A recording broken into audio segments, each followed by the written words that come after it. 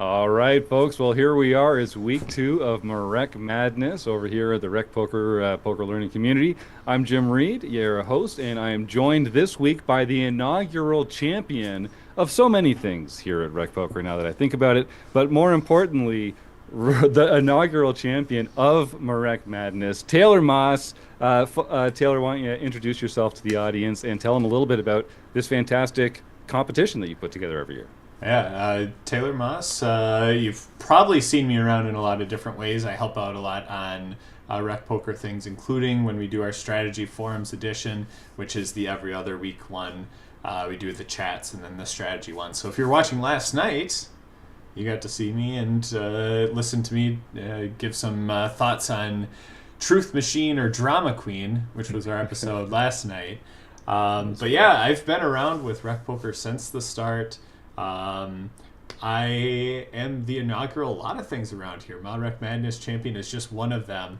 I also came up with this idea. It was quite a few years ago when they were having all of those like beef drama Twitter feuds and things like that, and then they were trying to handle them through like heads up matches to show who was the best.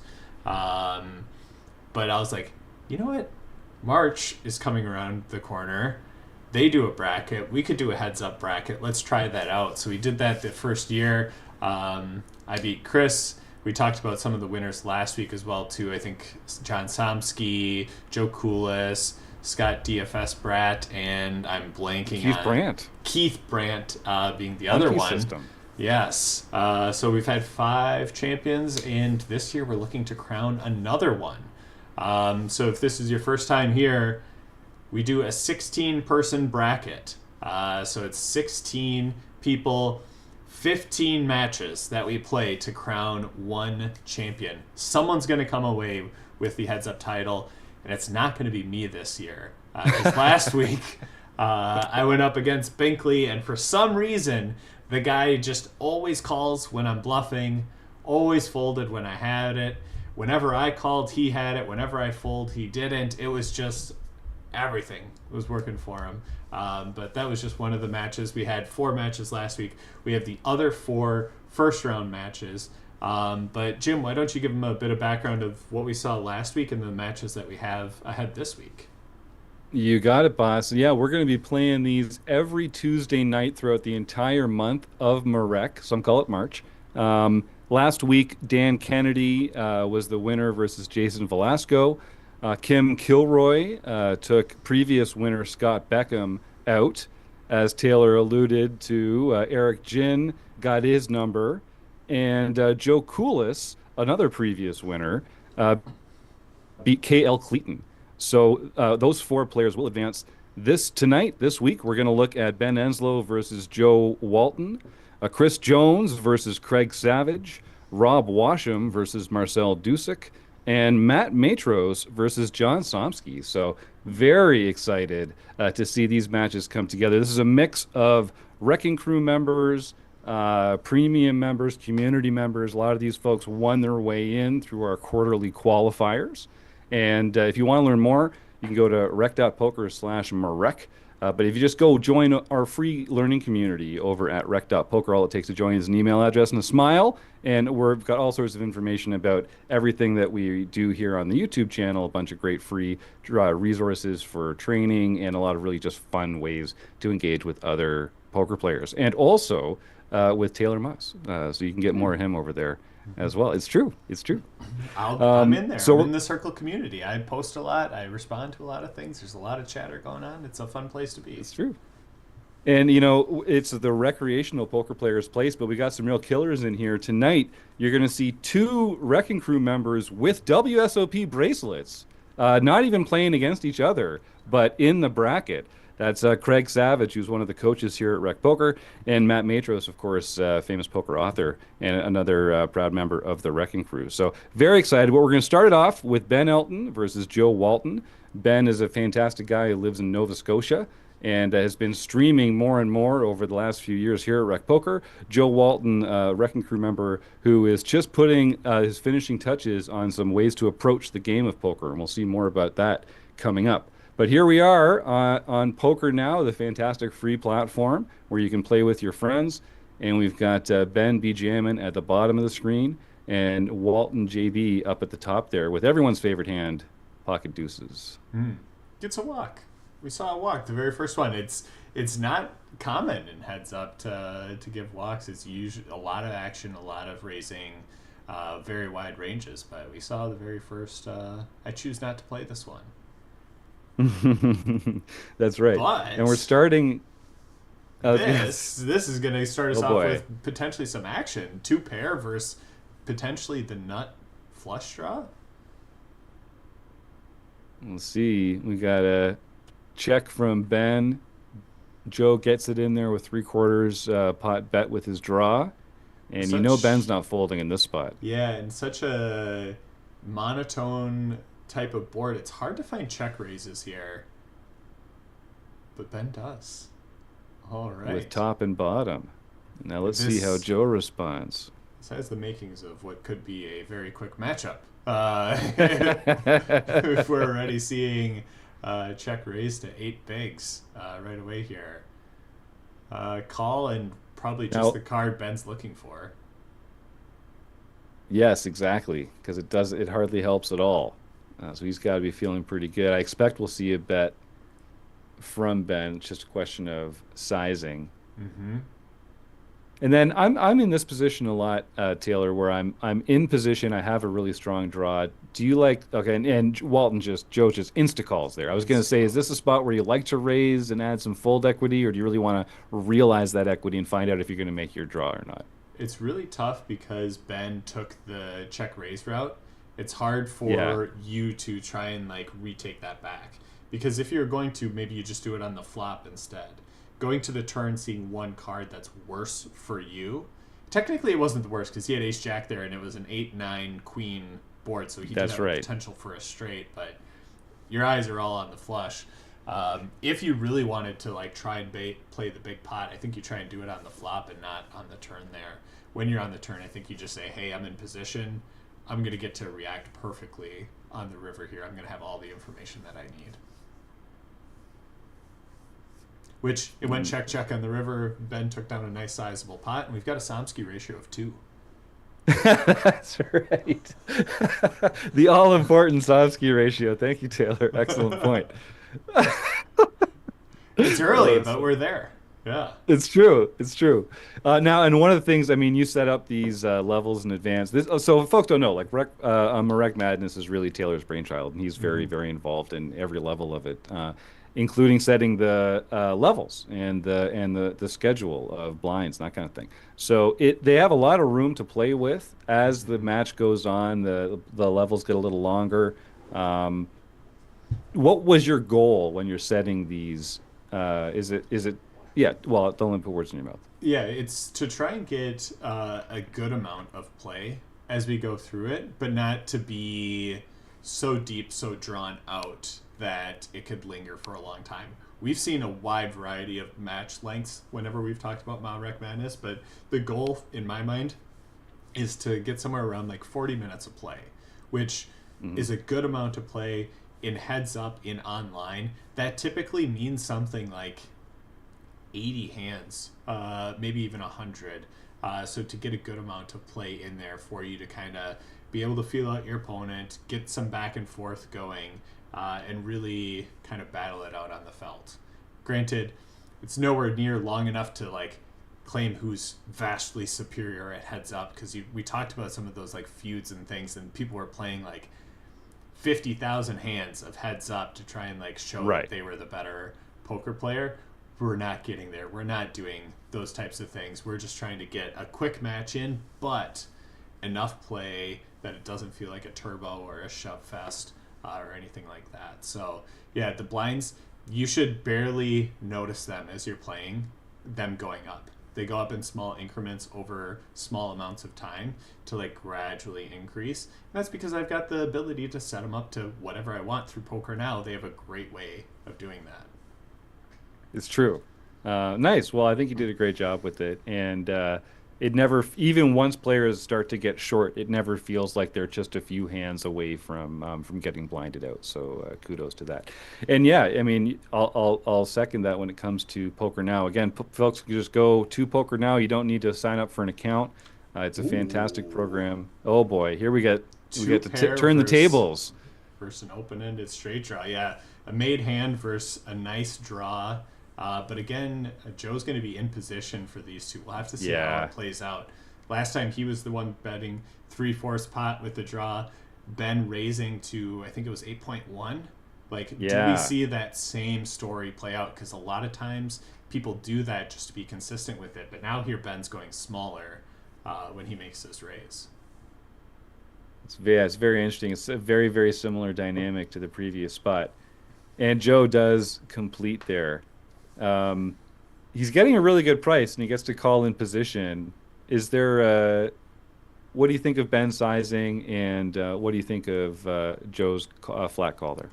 Yeah, I think you get a lot of times, and you look at solvers, and I think it makes also intuitive sense that when someone's check raising you and you're in position, it just benefits you more to be able to play in position, react, and understand.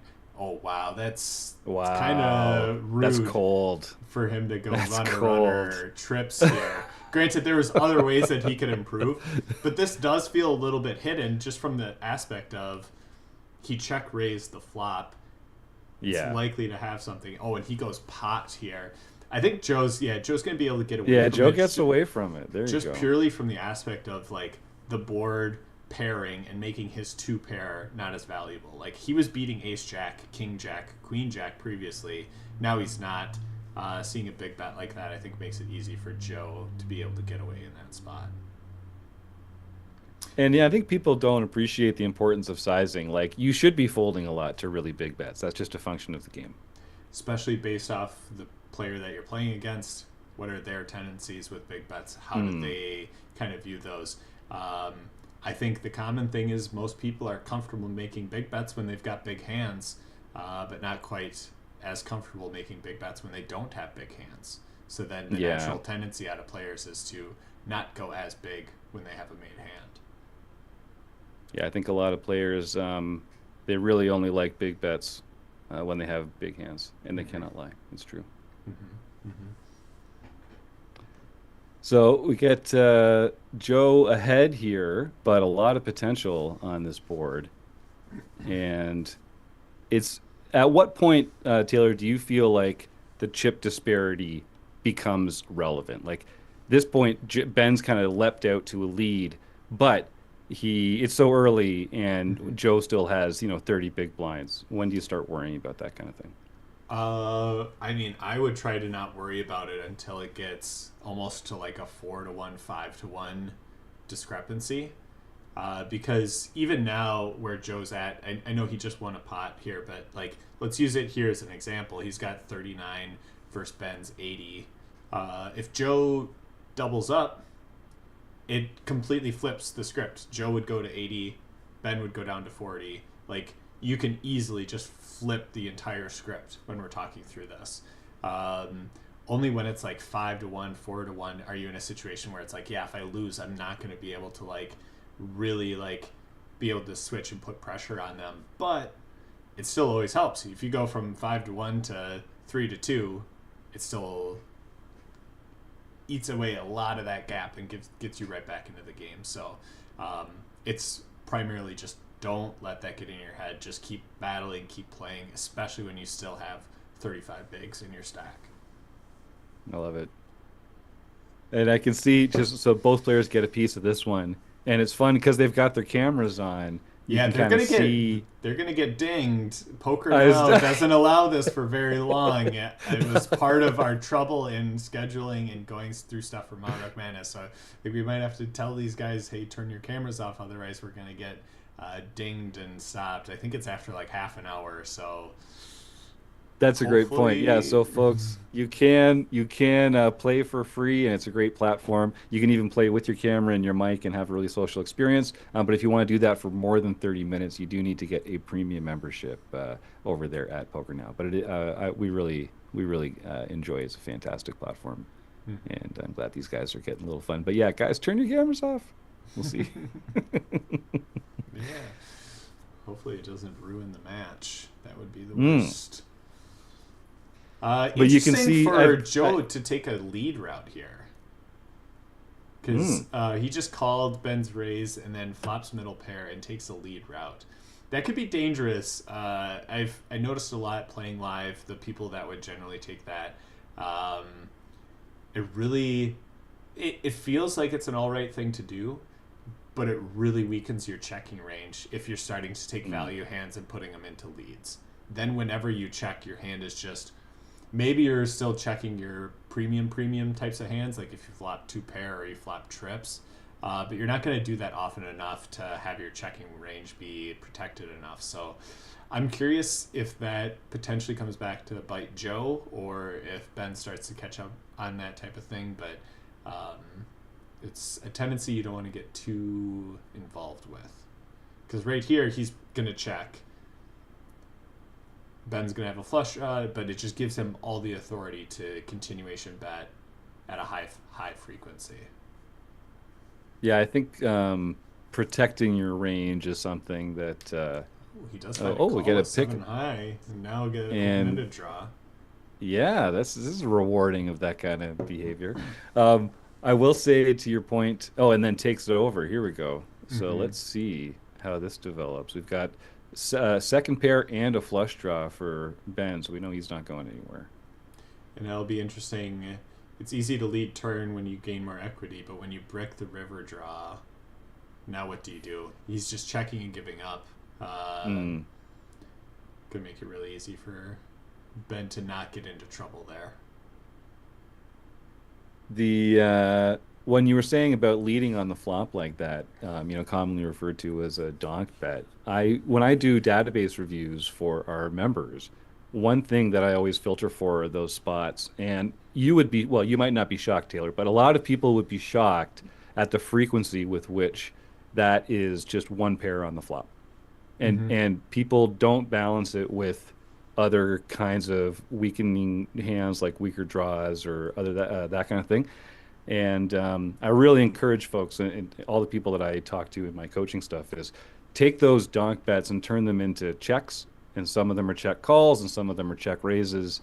But you'll get a lot more huge impact on your ROI if you just turn those donks into checks instead, and you'll Mm-hmm. be a lot harder to play against in the way that Taylor's talking about.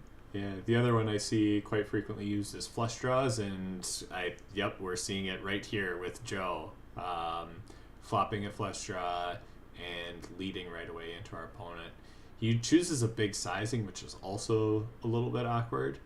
Um, Ben probably will just like get away from this with queen high here, but um, if we were ever in a situation where Ben had a made hand, it's just got he does call and he turns equity.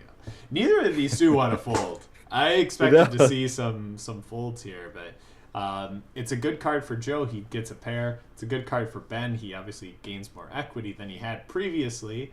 It's kind of the card he was hoping for. And he finds the call and a brick river, and Joe checks. So will Ben be jamming? try and take it away here? Be jamming. If he's That's right. gonna go for it, it's got to be a jam. He does Yeah. jam, and Joe folds. See, that's the type of stuff it just kind of gets you into trouble when you're. I'll say playing face up. It's not entirely like what's going on there, but it's like you're playing more face up than you are in other situations. Yeah, I think you're just taking some private information, which is your card range, and you're making it public information. And you're doing it in a way that allows your opponent to kind of play perfectly because if you check, you get to play against their value hands and their bluffs. But if you bet, they just fold all their bluffs. I don't like Now, this bigger interesting size. sizing from Yeah. yeah, he got a chance to yeah, and he let him off the hook. I think, unfortunately, Mm-hmm. um, Just stick with which the is something standard. again you see it. Yeah, we're gonna see a fold here. Hopefully, it goes back to Joe. Now he's got threes. Wow, this might be it with a cooler situation. This could be. Oh, Three and then bigs. here Joe picks the 3X Yeah. sizing. And it's what I expected and what I was going to call out is like when you go five bigs previously, like you're just you're not going to be able to do that with all your hands. Wow, he finds a fold He with got away. threes. Yeah. All right. A little bit of a soul Wow. read there. Yeah, to me it feels like a mistake to open to three off such a short stack with Hmm. a pocket pair and to let it go. It was correct. It was very much correct because he would have been in bad shape, but it feels like in the long run that's not going to be what drives you to a win. I certainly once the effective stacks get small like this, I do think the smaller opens make more sense. It doesn't really affect the calling range of our opponents, and you just risk less when you are Mm-hmm. going to fold. Yeah, he just jammed with 10 bigs and ace king suited there. I think that's totally fine. Like you're going to want to play Me too. all your continuing hands as jams when you're off of 10. Um, so you don't want to you can trap some, but you might not want to all the time. We got some fun comments in the YouTube chat. Benny the Jet is here. It says Taylor and Jim on stream together. This must be the softest home game night ever if these two crushers are busy. Oh, Benny, your check's in the mail, buddy. Yeah. Thank you for the kind words. Great to see you Speaking in of the which, chat, buddy. go people get out there in our home game. The home game's going on right now. You can It's true. play and watch all at the same time. That's Big right. jam here by Joe. He went for the check jam route with two pair. Mm. I think a lot of times it's actually going to work out because Ben's probably going to be continuing with hands that he can see a river with. That time, 10 high was not going to be what he continues on with. And Joe back up to 16 bigs here. And two pair again. Oh, ooh, And this is a double up Phil's. Oh incoming. my. Yeah, Ben's Yeah. got the other Oh, they're both. three. They're, They're both slow oh, playing God. now. Yeah. Oh no. Now, I think Ben has to raise here, right? Because you want to be able to get the chips in on the Yep. river. Mhm. All Yeah. right, that might be enough to do it. If you're I Joe, You should he just be calls. Yeah. calling and then let Ben jam river. Although, just with Ben sizing, he's got, just under 9 in the middle. He's trying to get all of Joe's 12. It's a little bit awkward sizing, but I think it's still a jam. But he goes small here, trying to get paid. Joe puts it in. Ben's going to And then snap. yeah, it's Yeah. just auto And call. Yeah. Just like that. It's a ah, game again. Here we go. So one other Somsky thing. ratio back to two. Somsky Hmm. ratio is back to two, just like that. See, like I was saying, it was getting spread out, one double, and then all of a Yeah. sudden here. Now, one more double, and it's going to be Ben trailing by a 2 Somsky ratio. So, yeah, these next few hands, all the small hands are so important. It matters in Mm. all forms of Texas Hold'em, whether you're heads up or 6-handed or 9-handed. These small pots always matter because this really comes down to can you withstand a cooler when those come up? Can you fully take someone's stack when you're on the positive side in a cooler situation? So um, these small ones always keep adding up and are so valuable. Mm. Stuart Carriage, our man Stewie, has put in King 10 as his guess. That's right, Mm. folks. Put your guesses in for what will be the winning hand That's the Jim of Reed each special, right? match. King 10, yeah, if it's offsuit, King 10 offsuit, objectively the worst hand in poker. Don't play that garbage. I hate that hand so much. Yeah. King 10 suited is just fine. I wouldn't kick King 10 suited out of bed for eating crackers, but I would definitely I got a vendetta against King 10 offsuit. That's kind of fair. The one hand that I have a vendetta against is Jack 10 offsuit, which happens to be Ooh. Ben's hand right here. I think Jack 10 offsuit is the most overplayed hand by poker Yeah, players. I think they think it's interesting. way better than it is because it's two Broadway cards, but it is quite Right. literally the two worst Broadway cards. It is. And I think that just like plays a big effect. People do not have the same affection for 10-9 offsuit as they do for Jack 10 offsuit. It's like there is a chasm in their value in most poker players' minds, but there's not. So, All yeah. right, end He- rant. It's nice to make Broadway. There's something magical about hands that can make Broadway. It's just a different thing, I guess. Yeah. Uh, now, Now you say it's your least favorite hand in that way, but do you get in trouble with it as well, or do you just I despise it think and you kick it to the curb? I think I overfold Jack 10 offsuit, Right, to right. be completely honest with you. Yeah. Um, but I think that's probably fine. yeah, probably right. Like if there's a hand that I That's overfold, yeah, isn't that's that probably totally fine. fine one to pick? Yeah. Well, don't tell anybody, but I way over three bet King 10 offsuit because I just hate it so much. I don't Oh, want to see a really? flop with that. Yeah. That might feel like a mistake. Get it out of here. That's what I just randomize. Actually, the way I do it is when it comes to three betting, if one of the suits is black or red, then I three bet. Oh, okay. Good. That's a Good nice way of randomization. randomizing. Yeah. Yeah, it's Speaking of good to which, have a Joe's system. got a black and red seven, and he just had sevens a Whoa, little bit ago. how about that? Yeah, he's adjusting his sizings whenever he's got strong hands. I know Ben hasn't been able to see all the hands, but he's got to be able to pick up on some of those sizing differences when he's seeing them. I And do wow, think that just gets a walk with nines, and now he's got ace king. What a string of hands! Joe's gonna get right back in this thing. yeah, I mean he's already at really narrowing the gap here at about 60 big blinds to 40. It's anybody's game. Let's see, and there's that. Yeah, Again, another big slightly size. different sizing. Yeah, and anecdotally, I have noticed that when players do have multiple sizes, it's typically pretty linear. Like Mm-hmm. it's generally that the stronger hands are at the larger sizing. Mm-hmm. It's not always true, but it's generally true. There's a certain type of player that behaves like that, where it's like the better it is, the bigger it gets, until it becomes aces, and then it becomes like a limp or something. That's right. Like, That's right. That's right. so, Except for Ace King offsuit and Pocket Jacks, which are also really big they're way up because there. Yeah, they're way they're up just there. you, Yeah. you just want to get that hand over with already. Mm-hmm. You don't want to see five when you got Pocket Jacks. Seeing zero would be great for pocket jacks, and that's Yeah, that's Jack's how preferred number of hands to community cards to see.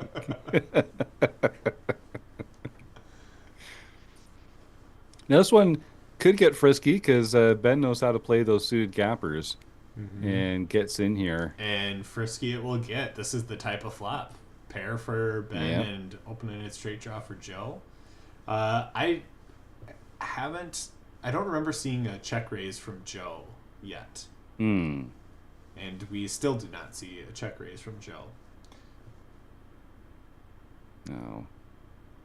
I think we'll probably get a check Yeah, from Ben here. Yes, kind and of we slows do. things down. Rivers two pair. He's got to feel good about this and try and go for value, but just got nothing he can call with. Yeah. Now Ben's got to be thinking, how much can I get called by a queen? Or another 10 or Yeah, yeah. something like that. None of those But it takes exist. two to tango.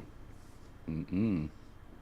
Yeah, Joe limping here, so we're seeing a lot of those sizing differences coming through. I saw Joe limp earlier with Ace Four offsuit, so he's definitely got a bunch of different kinds of hands in those ranges. Ooh, our Overbets. first overbet. Yeah. Hmm. Top pair bad kicker. Yeah, but That that again, that that feels kind of like the the donk lead philosophy of sort of like let's just like let's yeah, settle this here. yeah, You know what I mean? yeah. It feels like Joe's like, hey, I've got top pair bad kicker. I'm not going to want to get three streets, because if I get three streets, I feel like I'm going to be in trouble. Right. Board runouts can be unfavorable for me, so let me try and get something here. But sometimes you got to be all right with that uncertainty of what will the board runouts be, what could my opponent have, and just be all right with, I've got a strong hand. Let's just play it how I would a lot of other hands. It is an uncomfortable part of poker Ooh, an where interesting oh now lead. this is an interesting lead here, right? Yeah. Because he doesn't have a pair, doesn't have a draw, but just recognizes that it's kind of a scary board. hmm And I wonder if I thought Ben Ben. folded there for a second, but it was just his Me camera too. going off. I was like, wow, Yeah. how can you do that? All right. It looks like they got the memo about the camera at least. Um, Yeah. and then this will be an easy one for Joe. But actually, I kind of like that better than some of these other leads because it's actually a pure bluff, and it's easy to play afterwards. And on those monotone boards, I do like betting at a high frequency with a I think we're going to get a smaller lot of sizing. information in terms of how Ben is viewing Joe's raises with how he reacts here Hmm. with 10-9 suited. Yeah. Because if he is truly like fearing that Joe's only doing this with the top premiums, you could even just flat out fold 10-9 suited here. But he Yep. does find a call. It's tough to fold that hand, and I would expect a check fold now. Yeah. Yeah, I do And they think get they again. finally got their memo about voice Oh, about the and cameras. cameras. All There you right, go. Yeah. there we go. Excellent. So yeah, goodbye to the friendly faces of Ben and Joe, but we get to see their action do the talking. Mm-hmm. Now here we get another limp from Joe on the small blind, and Ben is raising it up with King Queen offsuit. This is flashback to when I played Ooh. Eric last week. He Oh flopped yeah. a straight with a four deuce, so Yeah, that's a disguised. killer. And I called down because I was like, man, I flopped a pair. He was aggressive from the start. Like he easily could just have a broken four or a broken seven or like missed a lot of other things. Like none of it came in. Sure enough, he just had a straight the whole time, and there went all my Yep. chips. That's a painful story. Glad that Ben I did mean, not fall to the same demise. although his lead has been chipped away Hmm. here, although I think this one's going to go his way I mean, unless Joe he has been getting a ton of like really strong hands. hmm. And Ben's just kind of been waiting for his opportunity, and this kind of feels like one of those like opportunity spots. I love the just call here. Let Joe continue that aggression, but we've also seen Joe give up on a lot of rivers whenever he misses or has Hmm. seen some resistance. So, yeah, we get a check here. I imagine Ben's still going to find a bet, but Joe's just going to have nothing that he can call with the way this action played out.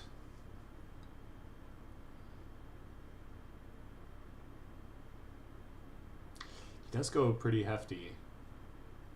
Yeah, he's hoping for And a snap queen. fold. Mhm. Yeah. I do think the art of bet sizing is one of the most interesting parts of poker. Mhm. Value targeting, bluff targeting, and really kind of trying to extract the most with your value hands and Yep. accomplish the most with your bluffs. This is kind of an interesting spot where they both get an open ender.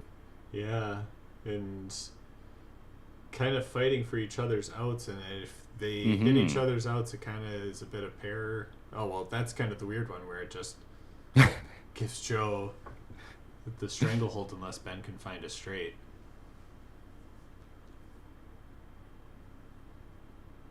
Okay, I Ben was does go. curious, like if seeing this kind of passive route, because what we've been seeing so far is Joe, whenever he takes passive, he's finding a lot of folds and he's folding whenever Ben then takes that route.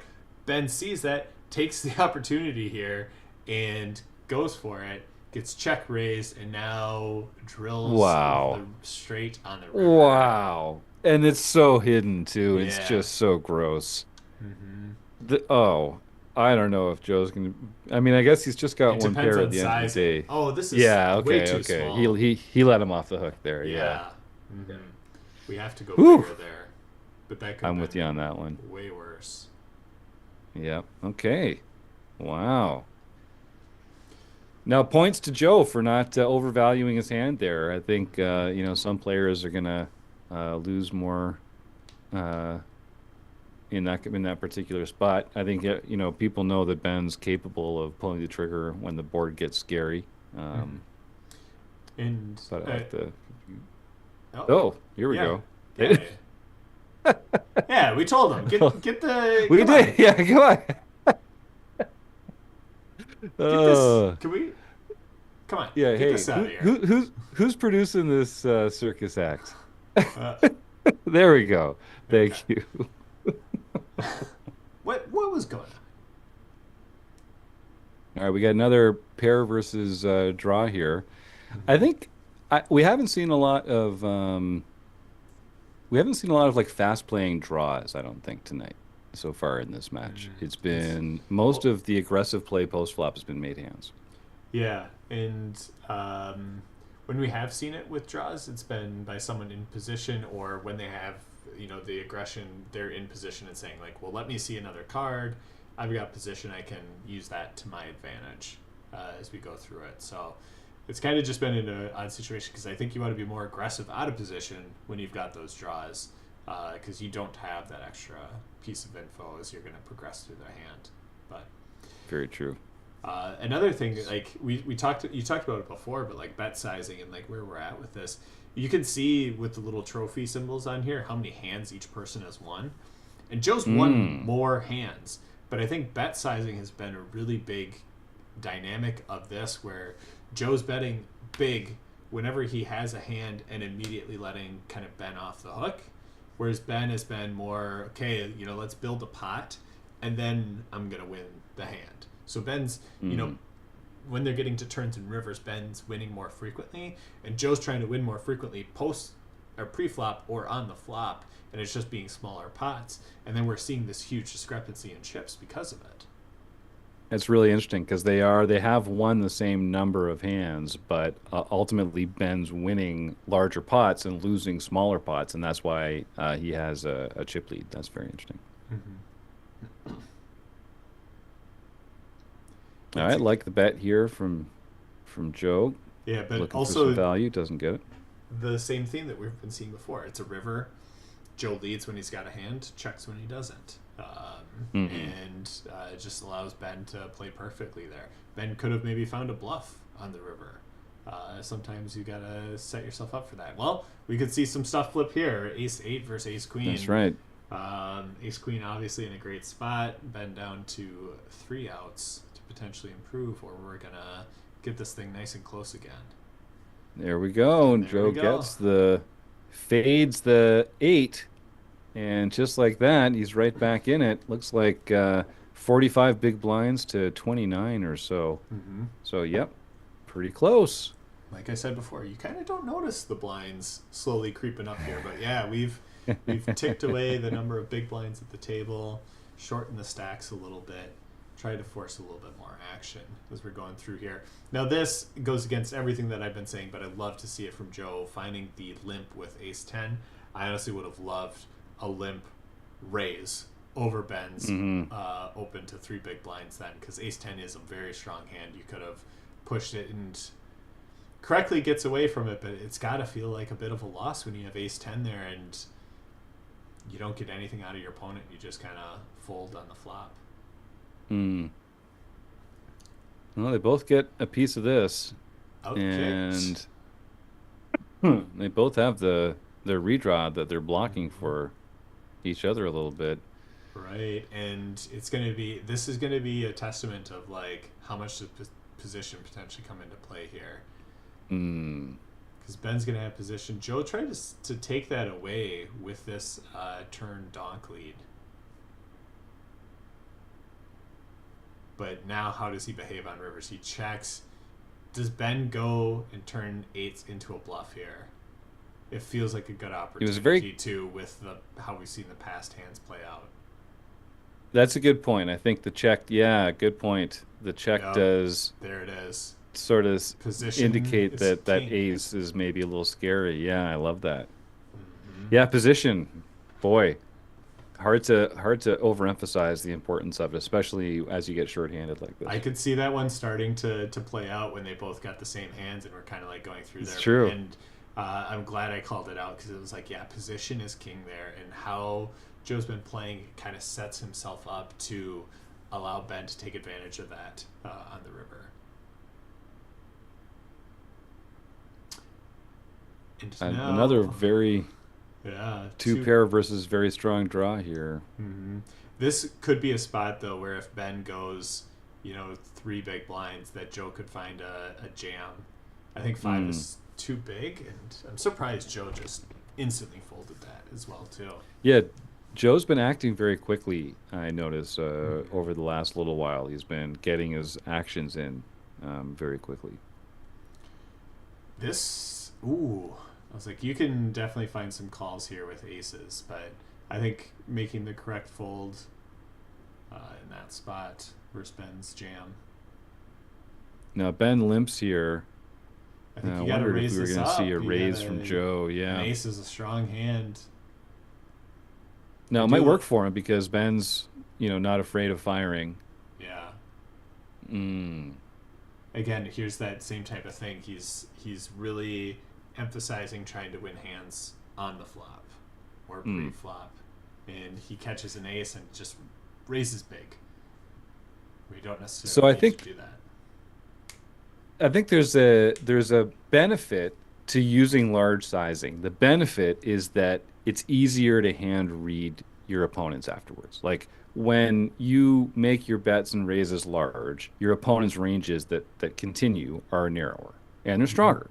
So you do get to kind of like define your opponent's range better with large sizes, but it actually costs you some EV to do so. Like there's a price to that knowledge. And the flip side of it, as Taylor has been mentioning earlier, is when you use smaller sizes, it's less informative when your opponents continue, but they do continue with a wider range, a weaker range, a range that has a lot more hands that you're beating in it. So you actually get to realize some equity. You actually get to make some extra chips on those hands when you get called by the worse hands. But then you have to fade their draws and their outs. And that's the uncomfortable part of it. And that's why I think a lot of players enjoy using the larger sizings because they get to kind of feel confident about what happens next in the hand. And it's harder to do that with smaller sizing. And I think you can kind of, I'll use it, get away with it when you're playing like a full ring game. But heads up, like you're gonna have to play all these Mm. hands. Ranges are so wide that it really then becomes kind of detrimental when you get into those spots. So like when you're playing full ring, because a lot of players are already shrinking their ranges with pre-flop opens and just being selective of what they're going to continue with. You can't do that pre-flop in heads up play. You have to be playing like 90% of hands. So it kind of works against you when you're playing heads up. That's interesting. So now Joe's found the smaller sizing. And I've been noticing that I Uh, like it. It's really more consistent, harder to understand exactly like what he's entering pots with. So hopefully can work out for him. He rivers technically two pair here, but a pair of fives. and Like does to drag see the him. pot. Yeah, Oh, I thought that was the. Let's see. he did not check. He put a bet out there. Good. Yeah, Hmm. see, that's the type of stuff. Those are the types of hands that we were seeing Ben get through before. Kind of, add a little bit on the river, try and get some value. So it's good to see Joe find a value bet with bottom pair there, get called by king high, and win a little Yeah. bit more. That's another thing. Those thin value bets, I think, are kind of hard for some players to pull the trigger on. But it's a lot of your ROI comes from those thin value bets, and they don't have to be big to get called by worse hands. That's the part of the fun of it. Yep, and Ooh, everything. Ooh, this suited this. king Let's versus just see. king reg. Let's Let's just chop it see. up. You ready to sing? Oh no! Oh, I'm not gonna Oh have to sing. no! I'm not Come gonna on, have. I guess barring Jack, a jack. Jack, Yeah, Jack. right. Put a jack on the Well, board. definitely get some action here. Ben's not going anywhere on this board, I don't think. He's also got the redraw to See, the this is too second nut big, but flush. he's Oh, gonna get paid by it. Uh oh, yep. we're gonna see it flip. Now, how does it end? Okay, Jack or an he's got to be eight. feeling pretty safe. No, that's a boat. Gets it in. Well, well, well. Hmm. Joe getting it in good and holding. Finding a way to stay And again, we're alive. back at this ratio. We're back at this Uh-huh. 30 big blinds to 45 big blinds. Mm-hmm. And Ben's got to be thinking like, how many times am I going to get it all in with this guy? Yeah. He keeps winning the big pots. Uh-huh. It can be a little demoralizing, but you got to just remember, like, hey, I keep whittling them down. I can keep doing that. I can keep in this Yep. advantage. Eventually, one of the big ones will go my way. Just And if has it to. doesn't, just reflect on your character. Just think, what are the poker gods angry at me for? Well, have I not helped enough old ladies across the street this Yeah. week or what? Maybe That's I my only advice. maybe I didn't donate to a food bank recently. Right? Yeah. Oh man, you're never gonna win your flips if you're Never. that kind of asshole. Yeah. Hey, I donated to a food bank right around the holidays last year, and look at the start that I've had to my year so far. Think about it. Yeah, Think my about it. my company did a 100% match for donations, and I was like, wow, Nice. I could give $100 to a food bank, but actually technically give them $200. That's Sign me up. outstanding. That's what I Nicely did. done, sir. Nicely done. Yeah. And if you weren't already a Wrecking Crew member, you could have gotten a whole month of free access to our premium membership for that donation. Even if you'd only donated $1. Can you believe Yeah. it? Wow. Insane. Could have doubled my donation and gotten a free month. That would have been amazing. Yeah. Yeah. Well, if anyone else out there knows a company that's offering Hmm. to double their donation, the Yeah. time's never been better. Try to prove me wrong that my run good has not come from that. I dare you. Well, it's definitely not from your character. All right, here we got another two pair for Joe coming up there. We got, he is stringing them along with one big blind, but What did you cannot get say a right call. before that And hand? what? What? Sorry, about the food bank? Oh no, people should donate to food Oh, banks because is we that give away okay? premium memberships. Okay, Yeah, all right. I think that was the That was that what was you the. ended with. There was nothing I else think so. after that. I don't not nothing that leaps to mind at the moment. Okay, all right. Oh, we've got this I mean, recorded. we always can go roll back it and check. back. Yeah, we'll Yeah, check. that's right.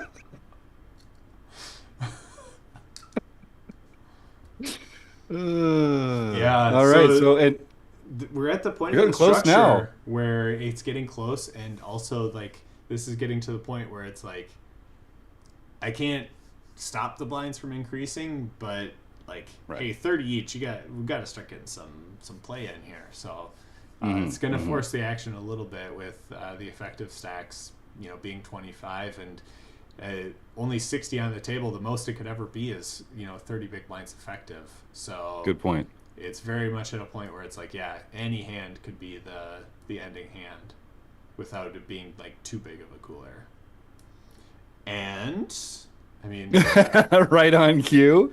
We bottom have the pair makings that of such a thing. if it hits two pair gives us straight for Joe. So we could Mm-hmm. see stuff here. Five might slow some Mm-hmm. things down. Oh, I love it. Here we go. Yeah, I it think goes Ben check might on find the the. flop. I like the donk lead then. Yeah. And ooh, the three gets counterfeited. It feels like it's wrong. Oh no. But Yeah. they still Yeah, have a yeah. better kicker than 6-4. Oh no. Oh no. That's Seven brutal. high is Oh, going to be the man. winning hand. He goes big here. I like it because he got counterfeit and like he's got 7 high. He's never going to win when he has 7 high, except for when his What a opponent weird hand. has 6 high. What a weird hand. That's right. Bluffing with the best hand. Bluffing with the best hand, yeah. All right. Now That's both players have a king. that's always the worst feeling that I get when I bluff and then I'm playing and I'm like, wait a second. I think I might have just bluffed with the best hand. Like, it's such a weird feeling, but sometimes you gotta take it. Hmm. Mm-hmm.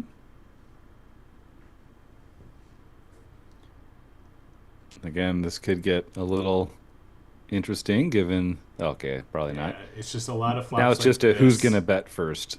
and it should be position Mm. here too. Yeah, we Yeah, see the yeah, continuation yeah. that Ben should never There be you go. continuing with 8-6 there, and yep, we move on. And that's one of those things, the even among studied players, like being able to c bet in position it's just an immensely profitable situation to be in, which Mm-hmm. is why opening from late position is so profitable. Like, it just leads into it. So it's just a lot of, even though it's kind of a cliche in poker, it's a cliche for a reason. Yeah. So Joe picks up a ton of draw equity No here. He's made got, hand, but still equity. Finds yeah, another he's donk lead. behind, We've been but seeing him do this donk lead a lot. mm, Typically, the donk lead is most effective when the turn helps the defender's range, the big blind's range. That seven didn't really help a whole lot. It was almost his hand only that improved with the turn right. seven. So, um, but it just happened to be in a spot where Ben had no equity really, and now Ben's got a ton of As opposed to equity. this spot. Yeah, with second pair and the nut flush draw and even a little straightening Yeah, fluid we saw a available. quick call from Joe. That might give Ben the green light to continue here, but may also be putting up a little bit of a red flag in his mind around how quick he called and the jack Mm, pairing the turn, but mm. goes bet folds. I've noticed Ben's really taking his time on his sizings. Because we've got these set to big blinds. Okay, this will be pretty easy.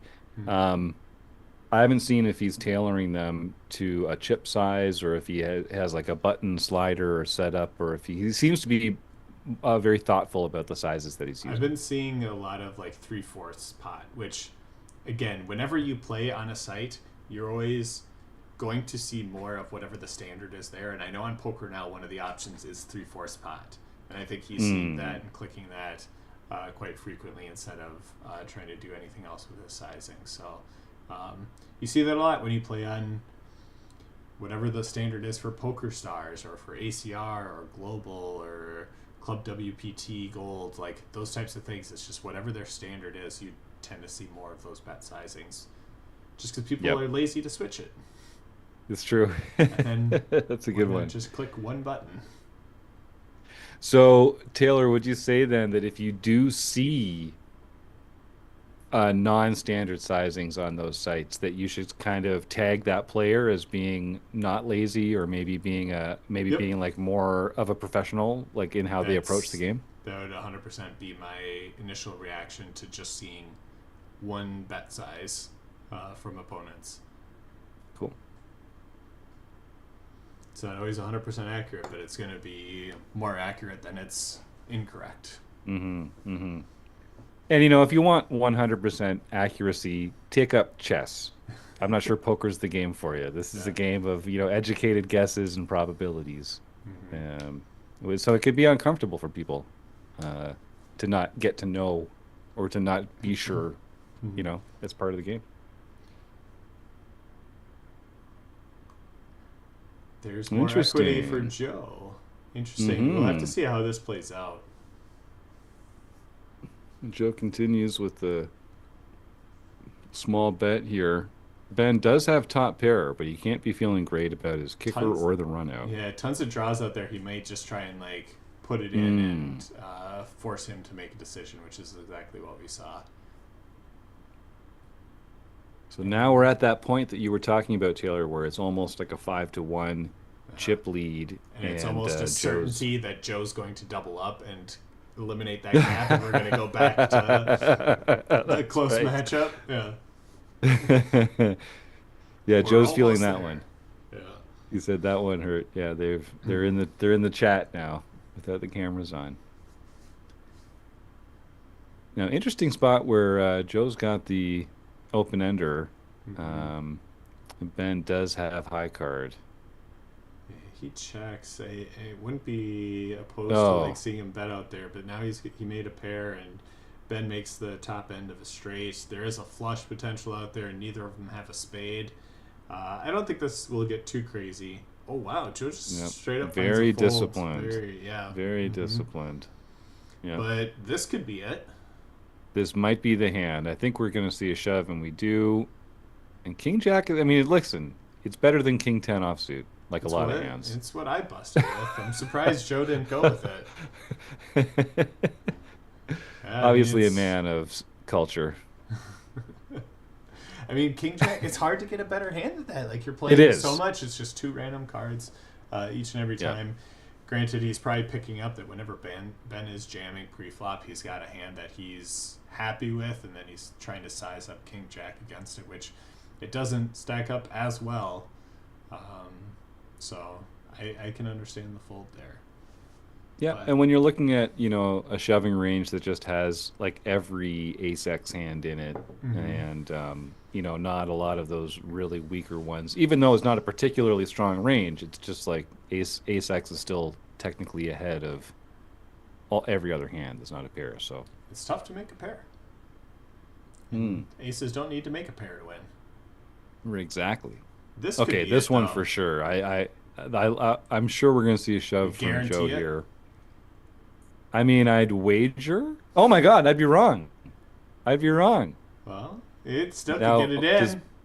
yeah, yeah, Okay, there there it it is. goes. All That right. still Whoo! counts. 50-50 though. And Wow, that's oh all boy, all right. Ben. Need a lot of help. Good Need a thing lot of Joe's help. got the three of clubs, Two so he threes still has left in two the outs. deck. All right. Yeah, just like GG's, that. Joe, and congrats to Ben.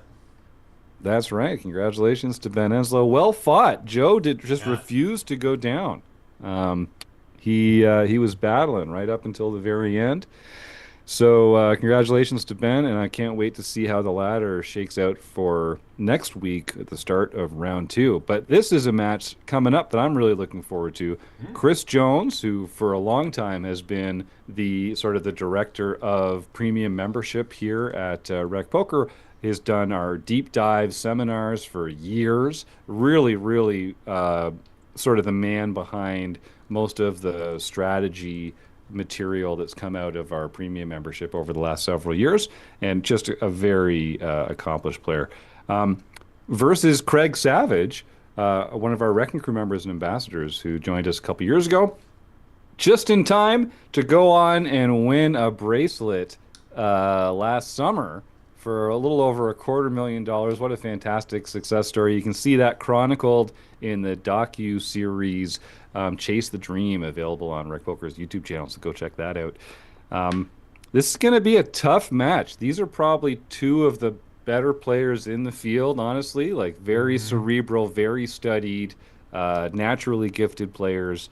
And they're not, neither one of them is going to be giving up much in this match. Taylor, you have a lot of experience with Chris. I don't think you have a lot of experience with Craig. What's your read on how this is going to play out? Well, I did get to play Craig in last year's MaREC Madness. But that's Ah, about the extent of experience that I have with him. But he played very well, very balanced as he went through there. I thought there was a few spots that he was potentially missing, but overall, a very solid game. And then Chris, one of the people that I respect an absolute ton when it comes to poker game. Me and him talk hands a lot, going back and forth and talking about different things. He's putting together a multi-way cohort through our Rec Poker yes. stuff That's that going to be I so am cool. signing up for. I want to be a part of. I'm excited for. So, but none of this is going to be multi-way. It's just going to be heads up. Great So point.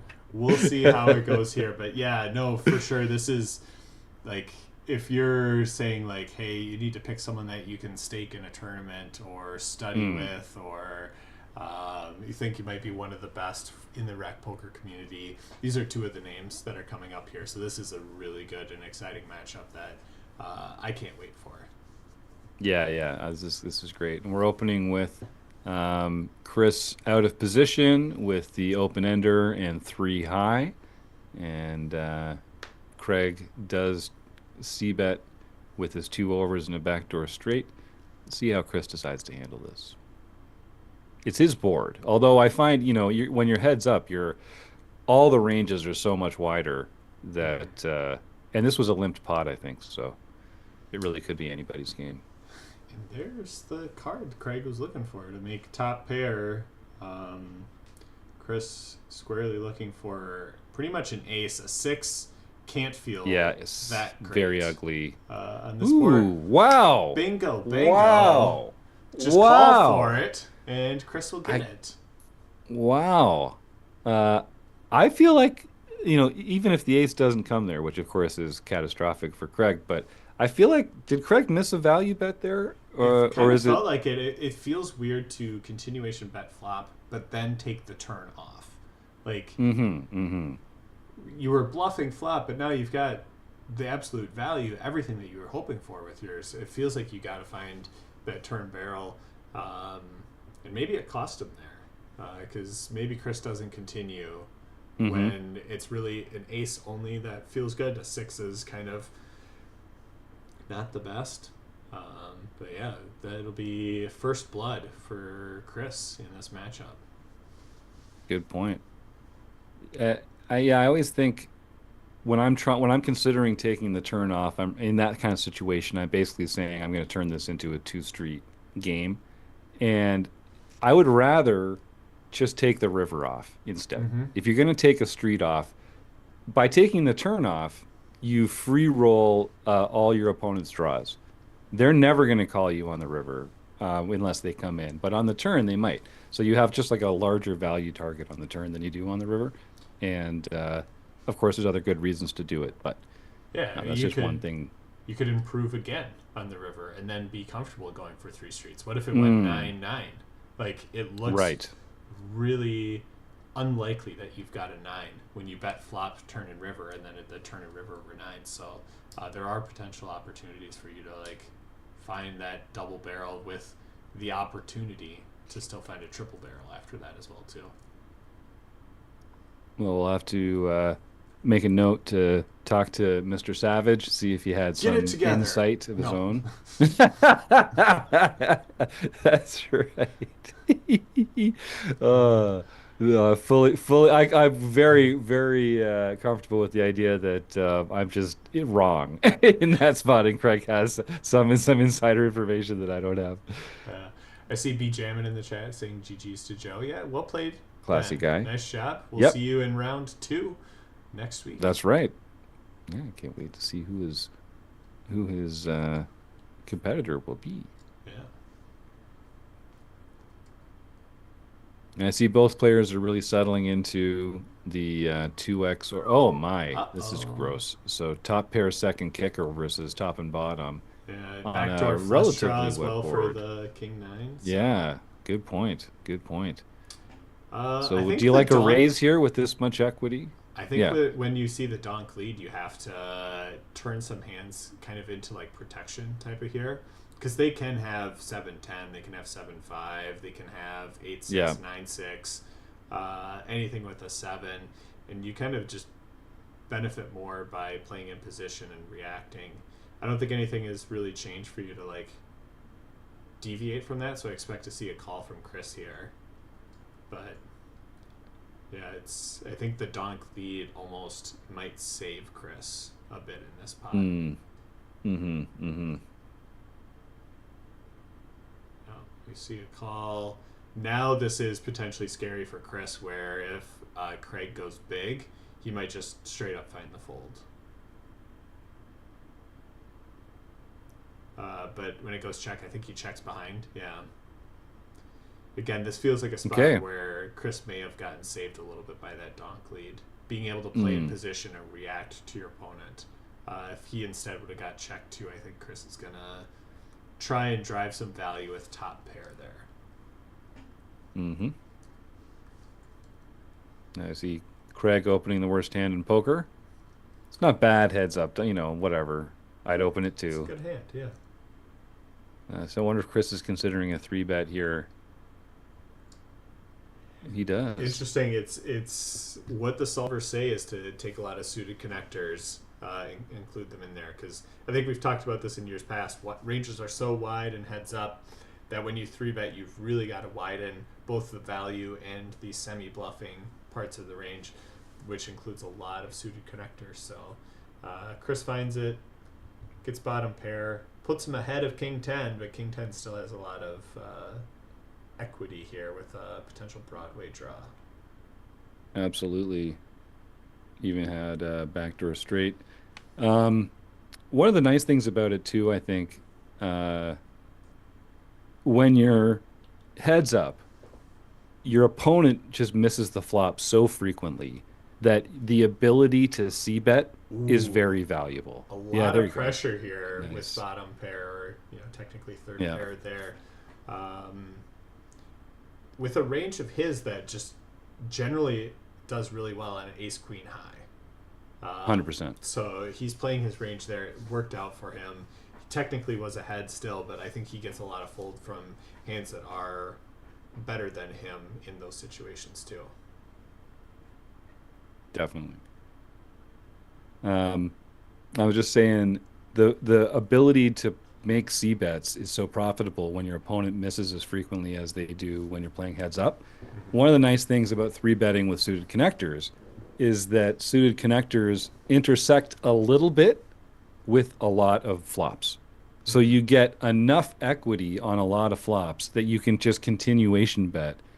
Even if you don't end up improving, that simple act makes it valuable as a three bet as well. Yeah, it's always a good quality to have when you're choosing bets that are bluffs, to be able to have that ripcord of yes, but I can still make a very strong hand, and that's what five Hmm. six suited can do. If you choose to make bluffs with king deuce off, it's a lot harder for you to make those strong premium hands as opposed to something that's a suited connector. Hmm. And the king two off, it has blocker value. So it's kind of like a trade-off that you're looking at there.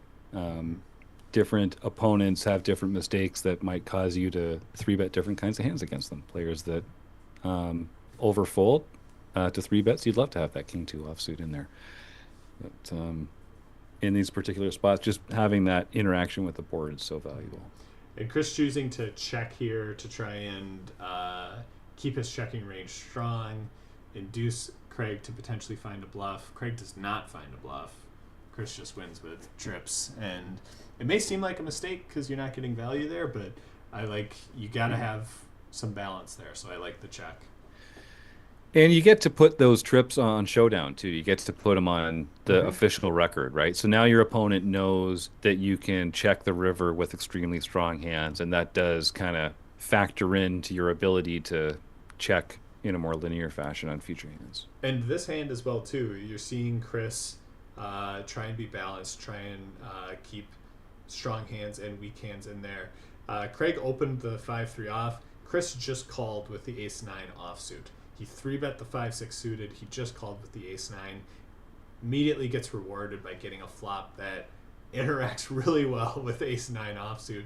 Allows him to potentially trap. Craig just didn't have anything, so he takes it down. But I'm seeing Chris make some deliberate choices and kind of get rewarded for them here. Mm. Hmm. You love to see it.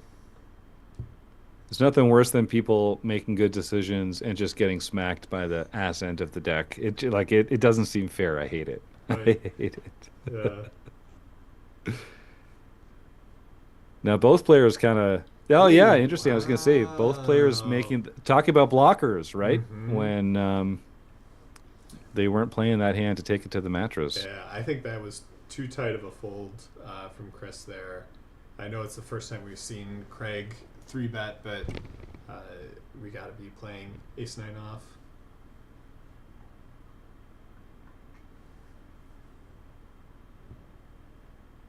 Interesting little smooth call there.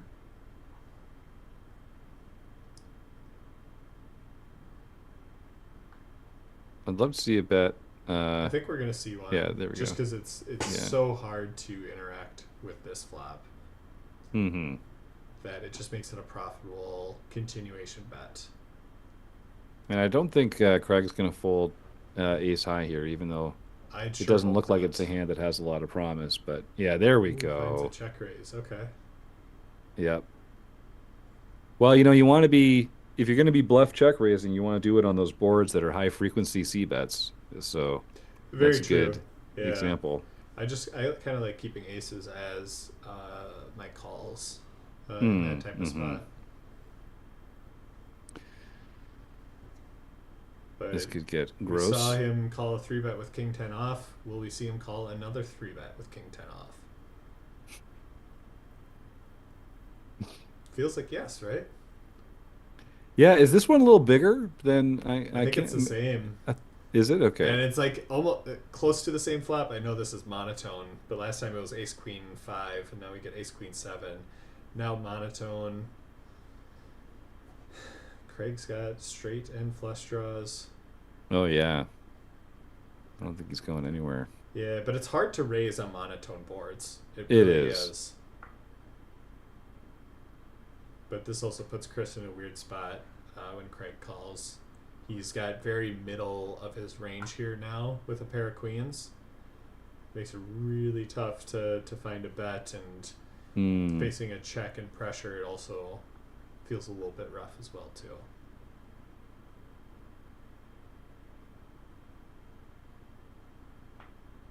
It's just going to be Now, how much what kind of hands are you betting in that line? Your made flushes, from in uh, Chris's spot after three in betting and Chris's seeing spot. this. Yeah, Yeah. my made flushes, my hands that have a spade in them to go with something Right, else, right. and then probably like my aces, as well as some bluffs that are like pocket sixes, pocket fours, things like that. Yeah, and that queen's just right in the middle. Mm-hmm. Too good to bluff and not strong enough to value bet. Mm-hmm. Interesting hand though, that one. Mm-hmm. I like that Craig, turned that draw equity to Mm-hmm. his advantage when Chris shows some weakness. Yeah, like I said, it was kind of a weird spot of where are we at, of not knowing what to do. We're seeing limps and Which we're doesn't. still 50 plus deep. Mm, mm-hmm. That could It shape up to be a long match between these two then if we're going to start it's true. Yeah, I seeing don't some think. small pots. Yeah, I don't think we'll see a lot of big mistakes from either player in this match. So that does tend to either mean it's going to be a cooler or a grind. Mm-hmm. Or you could get Taylor, you into were like saying, and me versus Binkley and we just neither of us put the guns down and we just keep firing away. Who's going to back down first? And we it was was a it fun neither. match. It's Neither. very entertaining. It's extremely entertaining. So one of the multitude of bad flops for pocket twos. Not a Pretty lot of good much ones. all of them. Yeah. Almost all of them. Yeah. Almost every single one. Now, Yeah. Taylor, you said Oh, go ahead. no. Please go ahead. I was gonna say it's tough here because uh, you're in such a tough spot with twos. You don't know exactly where you're at versus your opponent, Hmm. and playing them specifically out of position can just be an absolute headache. Now Chris has the backdoor straight, the backdoor nut flush draw, two overs to the middle card, does Oh, just good smooth call. call and picks up another heart. Now Craig's kind of in that same position that Chris was in on that earlier hand, where he's Mm-hmm. represented some strength. It's hard for the board to run out well. Yeah, I bet Goes for half pot. puts Chris in a tough spot. Like I feel like it's gonna be another call from him if he called flop check raise. Because Craig could have 9-10. You could have. I mean, you're worried about hearts. Ooh. And ooh, there's the heart. So Hmm. Chris is only worried about a boat now. I'm really interested in seeing what Craig comes up Yeah, with don't you on just this have to spot. like kind of give up here? Chris just He says, yeah, because checks. Chris has so many heart hands. Like he just has so many. When he calls the flop here, this is just Mhm. smashes his So like, range. what do you go for sizing versus this check? Like sixty He got percent called. betting. Yeah, I 15 was gonna bigs. say. I think he could still half 16. pot. Okay. Yeah, nice mind Yeah. reader. Yeah, Chris. Hmm. Craig finds a fold. That seems about right. Yeah, I don't think. And Yeah, the you troublesome said part was like Craig does have some boats there that he does right. have to worry about when he sees the check raise on the flop continue on the turn. But when he checks river, I feel like you can kind of take those away and like you just know your no flush Hmm. is good.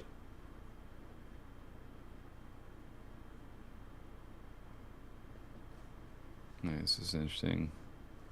But again, we're just seeing a ton of checks in flow from both players here when they're out of Hmm. position. Craig's led a couple times. Hmm. Yeah, I recently studied this spot, and I think it's a spot that people mess up a lot. Paired boards, where the turn comes ace. Mm. If you continuation bet and the turn comes an ace, it's actually not that great for your range. Because what your opponent's going to call with is a lot of like pairs, which if it was a paired board, leaves one card for them to potentially have as pair, and then a lot of ace Mm. highs. Makes sense. And when the turn comes ace, it's actually not that great. Um, so kind of an interesting spot there. I Hmm. think that people often kind of mix up. Well, I think people think like, hey, I have a ton of aces in my range, it probably helps that part of it, but those that's actually a pretty small part of your range when you're in that position. So When it, you're it actually is continuation not betting great for the everything, because right, like exactly. you're a paired board, like your continuation close to everything, then your opponent's not continuing with everything. They're going to continue with a lot of ace highs. Yep. I like that. Pretty heady stuff over here in the Rec.Poker MaREC Madness booth. Mm-hmm. Little tidbits of info.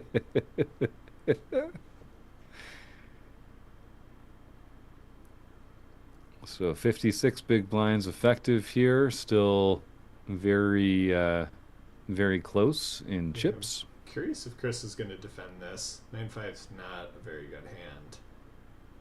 And he does. And Pretty flops good two flop. pair. Yeah. I mean, any Pretty hand good can flop flop. two pair. So why not defend? Not king 10 offsuit for some reason. I checked. Right. Weird. Yeah. Yeah, Strange. weird, right? It can only flop two pair when someone flops a larger two pair. That is what they call a boat. And the rich get richer. Goes for the down bet. Uh, just a call here I from think Craig. probably gets called. Yeah. Yeah. Now, how do you get value? How do you get paid? Out of position. This is what makes it tough. Mm-hmm. He goes over pot. Small, Okay. small over bet. It is polarizing. What's he doing? What's he bluffing with here? I guess some 7x or 8x 7x, hands. 8x, and that's got to be it with Yeah. like two hearts, two clubs that have a 7 or an 8. Yeah. Has he got enough of those that Craig can call here, and Yeah. Craig decides he does not? Yeah, I'm totally on board with Craig's fold there. We talked about this. It's so easy for people to make over bets when they've got value. It's harder when they've got bluffs. Hmm. Chris is probably the one that's going to be able to find that, but I think he's still totally human and going to gravitate a little bit more towards value in those spots. Mm-hmm.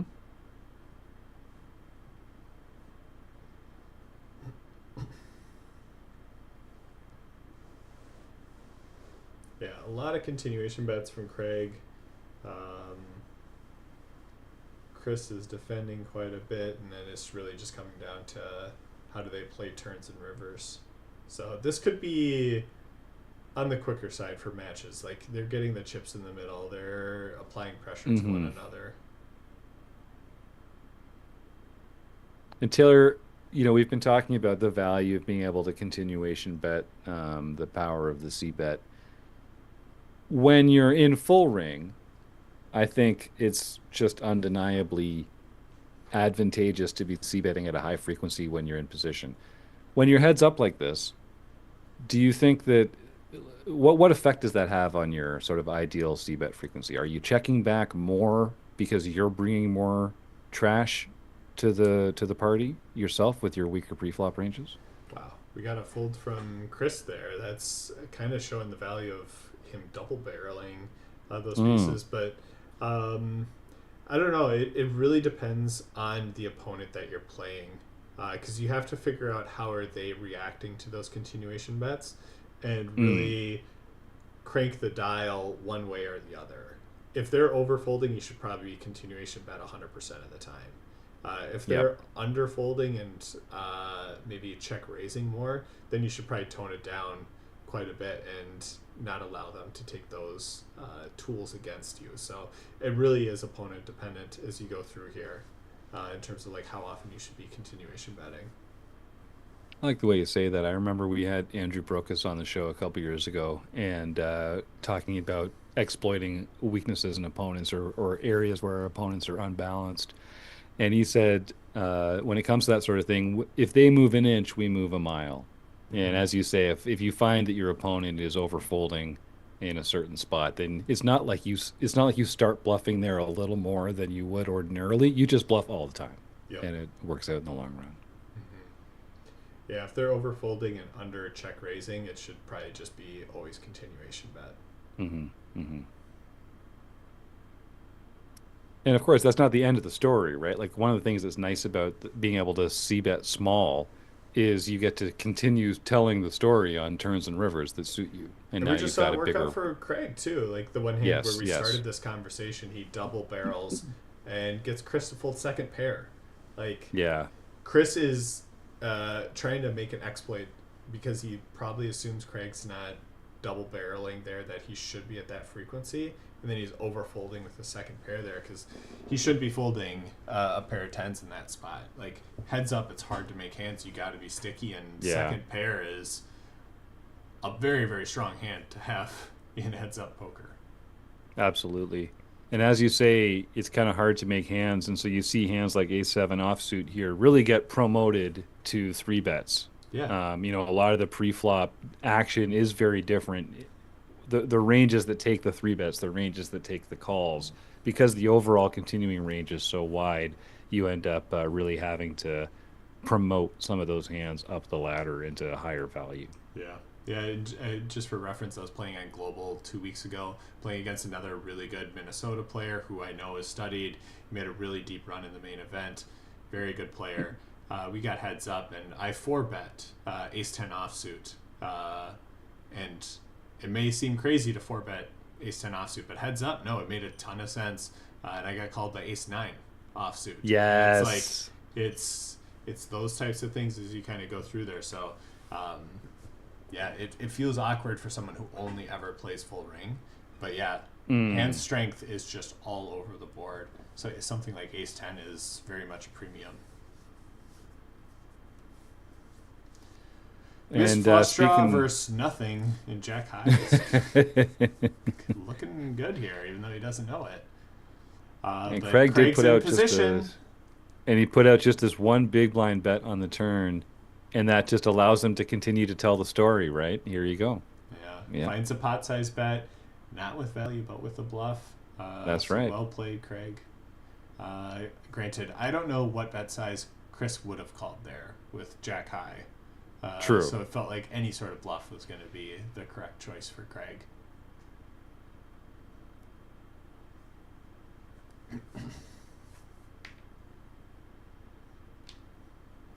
I feel like I've changed my ways. In years past, I kept seeing these runouts and like calling for the deadly turn and river cards that was gonna like drive action, and I haven't done that a single time yet tonight.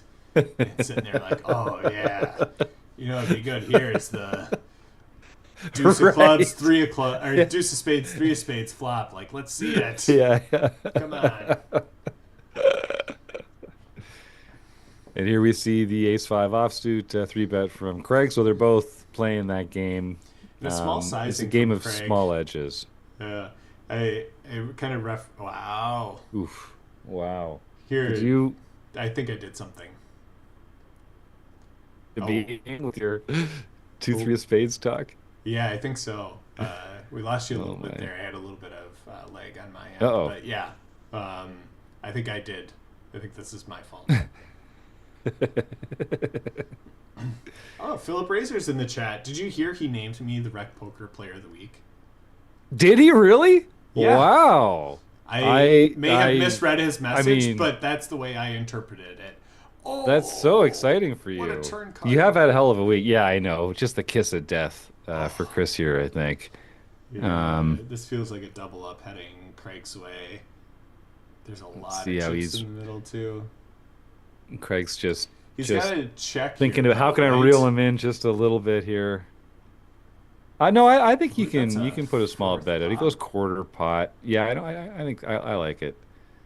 Um, can you raise here if you're Chris? Of course. But part of it is like call to let stuff come in on the river, so diamond draws get in on the river. Pot size bet. Does Craig just ship it here? And then versus ship, I think Chris just has to call. Ugh. I think Craig is not shoving a flush here. Right. Um, So what does he shove? Is it just ooh? He goes three fours. ooh. I don't know. It's hard to fold here. It's heads Now up. yeah. Ranges are so wide. I forget what the pre-flop action was in this hand. That might It determine. was a three bet from Craig. It was an open from Chris and a three bet from Craig. So he Ooh. has a lot of aces. Maybe he He can has try a to lot of fold aces here. there. It's it's gross. He's thinking about it. Hmm. Yeah, it's what bluffs does Craig ever have here? Wow, he does find Yeah, a fold. wow. Good Holy fold. cow. I'm not sure I find a fold there. Uh, oh, Wow. see, Phil says at first that he did not make you the winner, but then later he says that he was lying about it. So I think I think he says Yeah, he said he did make you the he winner. said he lied. You see that, right? That's what, yeah, definitely something like that Yeah. in the hmm chat. hmm Yeah. Which does sound more like Phil, I to think be so. honest with you. Yeah. hmm Yeah. So MSPT trophy winner, Phil yeah, Razor, I printed here out a in the little YouTube chat, certificate for the Player of the Week that I hung up as you next to my should. trophy. So Nice. yeah. Nice. Nice. You should be proud of that. hmm So far, I think there's only been one unofficial Rec Poker Player of the Week, and it's been Phil Yeah. for each of those weeks. So that was really So great that you the managed to first break the streak. the first inaugural non-fill. Kind of the inaugural non-Phil Yeah. unofficial Rec Poker Player of the Week. Well, I'm sincerely happy, Taylor, that it was you Thank you. that Thank won you, that Jim. award, Yep. and very gracious of Phil to spread the He's really turned glory. a new leaf, hasn't he? Maybe. I guess we'll see. See if it takes.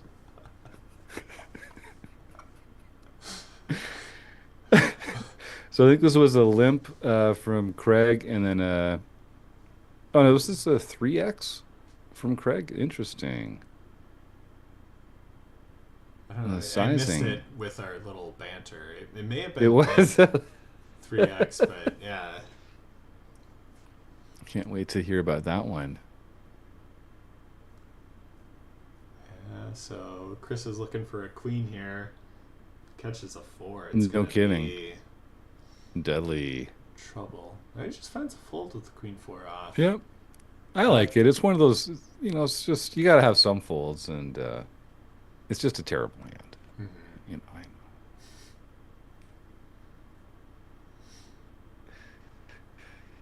know, we have the best jobs, Taylor. I love hanging out Yeah. here, talking poker This with is you, great. watching the YouTube chat, having hmm fun. hmm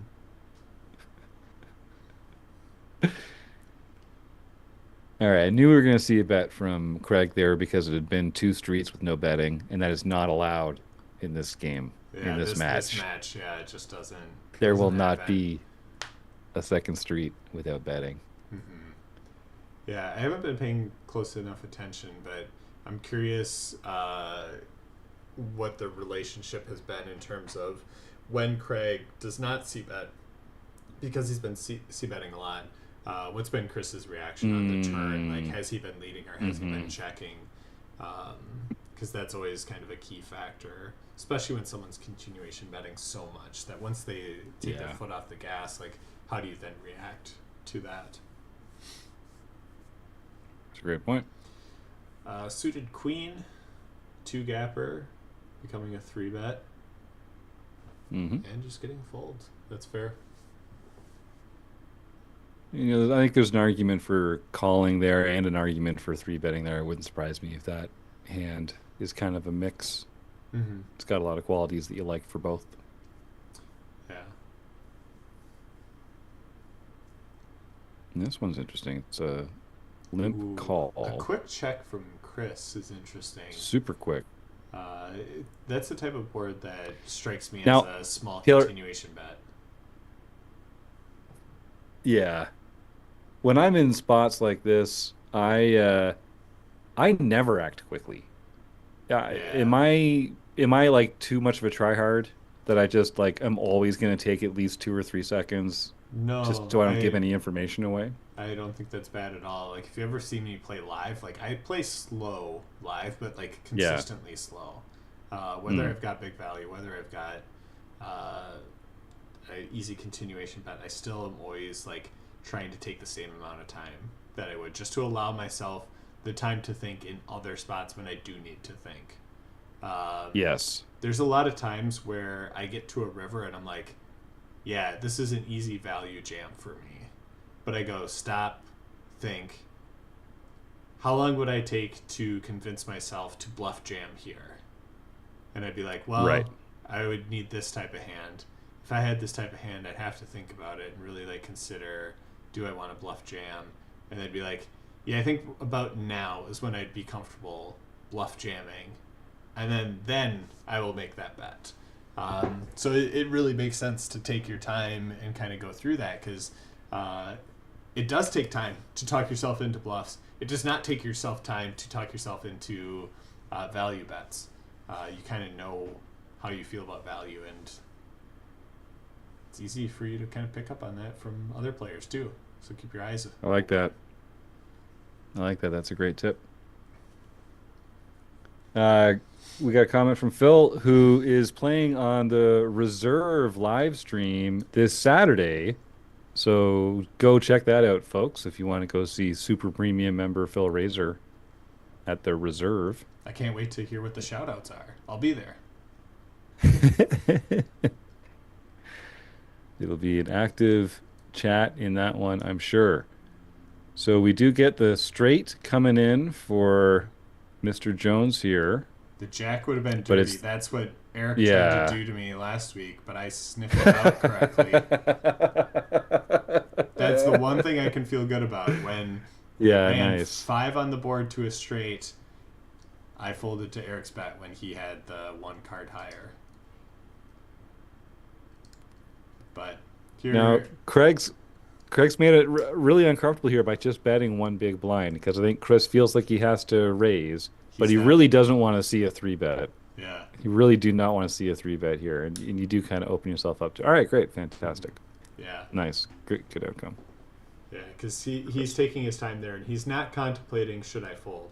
He's contemplating should I call to avoid that situation or should I raise because I've got a straight and it's really hard for him to have a better straight and maybe I can Yeah, get value from another hand that he has here. and you got two unders in the open ended. He's not going anywhere. Mm-hmm. We shall see. Probably checking again from Chris here, and then we'll Yeah. see what Savage comes up with.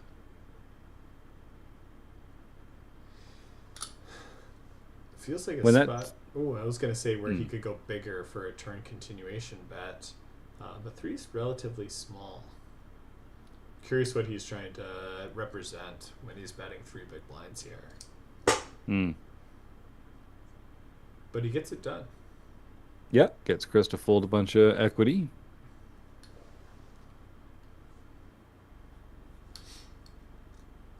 Yeah, it was a spot where it's like Chris doesn't know exactly where his equity all lives, but he had all the straight outs, all the pair outs were all still good. He was up against Hayes Yeah. High, kind of a dream spot for him. But he's just in a spot where he doesn't know if his tens are good, his nines are good, and he finds a fold. Like the sizing here from Chris gets to keep in a lot of Mm-hmm. Craig's hands. Yeah, this is kind of as opposed to what we saw in the earlier match, making a small sizing, trying to keep our opponent's range wide. Whereas Joe was Right. making those like five big blind bets, and then it's like, yeah, no, other hands were just gonna easily find a fold here. And Chris gets the exact reaction that he's hoping for in a check raise. Ooh, I don't like this though. It's very easy to just play this in position. I would have loved to see him just Mm, call here. Because it puts a lot of pressure on your opponent, whether they're bluffing or they've got medium value, to keep up that act that they have with the check raise on the turn. And Chris is going to get to react in position to it, and he had two pair. It's a very strong hand. And we were talking about that earlier. You sort of get to the turn, and now it's kind of an awkward position, or it's a difficult position to find yourself in. Taylor, that doesn't mean that we shouldn't be check raising in those spots necessarily, right? Like, how can we do it in a way where we end up in fewer of those uncomfortable positions on future streets, or is that just part of the game? It's just part of it. You got to just be willing to accept the slightly awkward spots, because if you ever are telling yourself to not check raise because you're not sure what you're going to know on the turn, what you're going to do on the turn, just be willing to have check raise give ups. It's totally Yeah. fine for you to check raise the flop, and when your opponent does not fold, for you to give up and for you to not continue in the hand. It feels like a lot of players can't do that, but you have to be all right going for a check raise and then just saying, oops, I lose. I'll just check and go from there. I love it. It's true. And we choose like these tools to use, these weapons to use, these little techniques to use, like three betting light, like check raising light, like c betting light, and they're profitable on their face, um, even if in the long run, whether they work or not. But just because they didn't work doesn't mean that you have to kind of maintain that story. You don't have to keep trying to bluff just because you took a profitable bluff line and it didn't work out. And if you think about it, you took a profitable bluff line. That means that quite frequently your opponent folds. So when they don't fold, they're actually continuing with a pretty strong range. So it's perfectly fine to have some Mm-hmm. semi-bluff give ups or some bluff give ups, and it's actually you're not being exploited, or you're not like being a weak player or anything Yeah. by having hands that you play aggressively on one street and give up on a future street. Three bet bluffs are totally fine. You can have those. Exactly. Totally It's cool. encouraged. Yeah. Flopping trips. You can do that too. If you're Chris Jones. Mandatory. I And like I this like the because small this, bet yeah, here. consistent with what he's No, been doing please. before. Exactly. We saw Craig find check raises previously. Like, yeah, just because you have trips here doesn't mean you should try and slow play it. Just keep that same act up, the same things that you've been doing, so it looks consistent and doesn't look like you have trips. Hmm.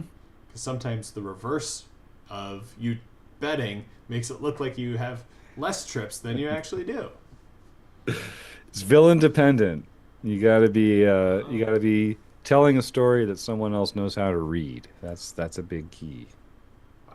Yeah, we just we're seeing Chris That was very, fold to a lot of three bets here. it's true. It heads Yeah, up. King It's nine hard to offsuit, make ace nine hands offsuit. in Hmm. these types of things. Playing in position, I'm surprised the amount of folds that we've been seeing from Chris, especially with the sizing that Craig has been picking. Craig is picking a small sizing. He's go 2.5 out of position. Like, one, typically you size up when you're out of position, and two, even for in position, that might be a little bit small to go 2.5. So I'm surprised we've been seeing as many folds as we have. Chris with threes here, I'm guessing he's just gonna, as I always say, buckle up and call down and hope your pair is good. Oh, bad luck for Chris. Um, Craig did kind of wave the white Yeah. flag on the turn there, but then improved. I think, yeah, I was going to say, I don't really like a blocker Oh, bet a here. check, check. Interesting. Ooh, oh, okay. Chris gets away easy in that one. I'm surprised Craig does not feel like he has a hand good enough to value bet on that run out. Mm-hmm. When Craig has not, Mm-hmm. or Chris has not bet into him at any point in the hand. Okay, and now you're seeing Craig Seven catch on. deuce. You just said Yeah. it. You just said it. And Uh, Chris has been folding king nine offsuit, ace nine offsuit. Something tells me he calls with king eight suited. I think so. Yeah. It's not straightable, but it is flushable. And he's got to get he must have, I think, now a sense of Craig uh, three betting small with more frequency. Yeah, he hadn't been doing it much, but now he's like starting to pick up the frequency a little bit more here. I'm surprised Chris took so long to call there.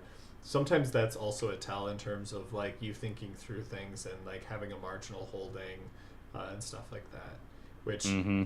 some people don't realize how much they're giving away like when they do that. When I was playing live this past week, I remember there was a situation where I was in the big blind and like the under the gun player like looked at his hand, put it down, reached at chips, like got it ready, then like hemmed and hawed, put them down, and then ultimately like looked at his hand again, and then threw it in the muck. And I was like, dude, you have no understanding that like if you put those chips in the middle, there's no way a 3-bet was not coming in. Like, like everyone saw you trying to decide is my hand good enough to open here. That's And awesome. I'm glad you talked yourself into a fold because That's you were not seeing a flop for cheap. that's awesome. Oh, All right, ace well, we get the five, shove. and I think we're gonna get a call from Craig here. I mean, it's 18 bigs. He's got a suited ace. This feels like the chips are going in. So Nah, Chris is he gonna hope hasn't for a s- chop, and Yeah, yeah. I'm gonna hope against the chop oh, for different reasons completely. really? But You wouldn't sing for your friend Chris Jones? I mean, I would. It seems like a weird thing that he would never want for me to do, but um, I there's something I don't know. Like Craig's really taking his time here. Yeah, something was telling me he Wow. was gonna fold that. Something was telling me because we haven't actually seen a lot of these big shoves pre-flop yet. The blinds haven't been getting to that level. Chris hasn't been like getting out of line by any means. I Hmm. think Craig just gave him credit for having a stronger hand. Yeah. Hey, we got JB Walton in the chat. Joe, well Welcome, done. Joe. Sorry Yep. that your match did Kudos, not go buddy. your way, but thank you for No, participating and giving us a good match to commentate on. absolutely. And even just getting in the licks that you did, we put some good hands on tape. Mm-hmm. Now, let's Craig see. betting his flush draw here, and Chris really doesn't have much. I mean, King High's a pretty strong hand here, but It's just so tough to face that pressure. it's hard to play. Yeah. Yeah. And Chris is getting chipped down. These are chipping away at his stack here. He's down to about 17 big blinds, which is still only, about half, a little less than half Right. of what Craig's got. So it's not urgent. He doubles up and it flips the script. Hmm. Remember, we've talked about this so much. Like he could go to 31, Hmm. Craig goes to 28. It's not that far off. Nope. The troublesome part though is you feel you have less playability post flop. He's Yeah. got 15 bigs. It feels like losing any pot just like hurts that even more. Losing a 2 big blind pot is much more detrimental to a 15 big blind stack, and I think that's where a lot of the pressure comes from. But him with second pair here, I don't think he's going to be letting go or giving up at any point. You got to be sticky with short stacks and made hands. Does drag another pot. We'll see an open from Chris, and I expect a would have smooth liked to call see a here from limp, Craig. actually. At this stack depth, you're going to be Yeah. limping with more of those hands. And wow, let's just reward Craig with a flopped flush. Wow. Interesting. Chris just finds a check, and that's Ooh. probably the worst turn card for Yeah, Chris here. damn. It's enough to get two in the middle. Yeah, it's I going to don't. go bet call here,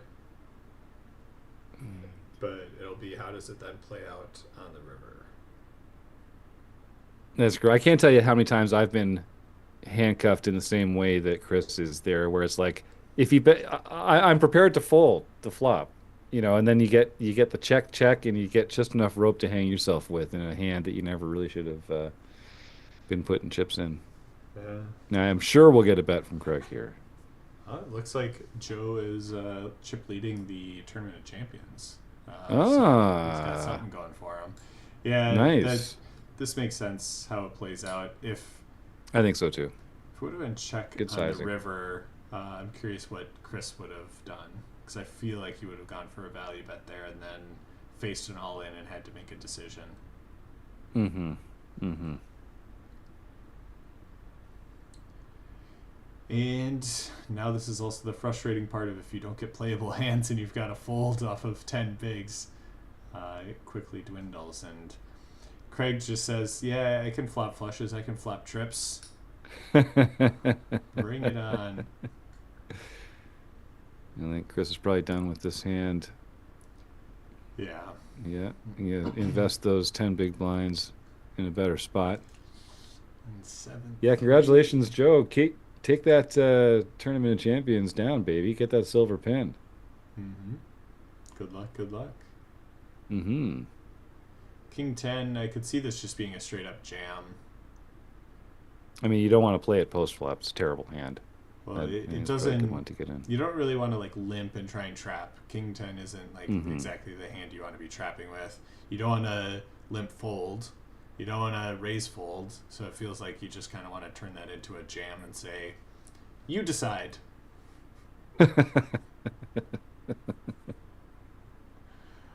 Chris takes 10-6 suited, and it works out for him. He's going to need a double up sometime soon.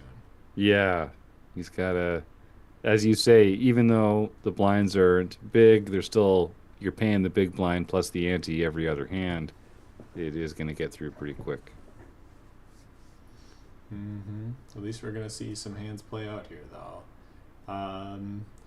King Queen suited, on the other hand, I can see this as a trap type of spot, and he does go for the limp.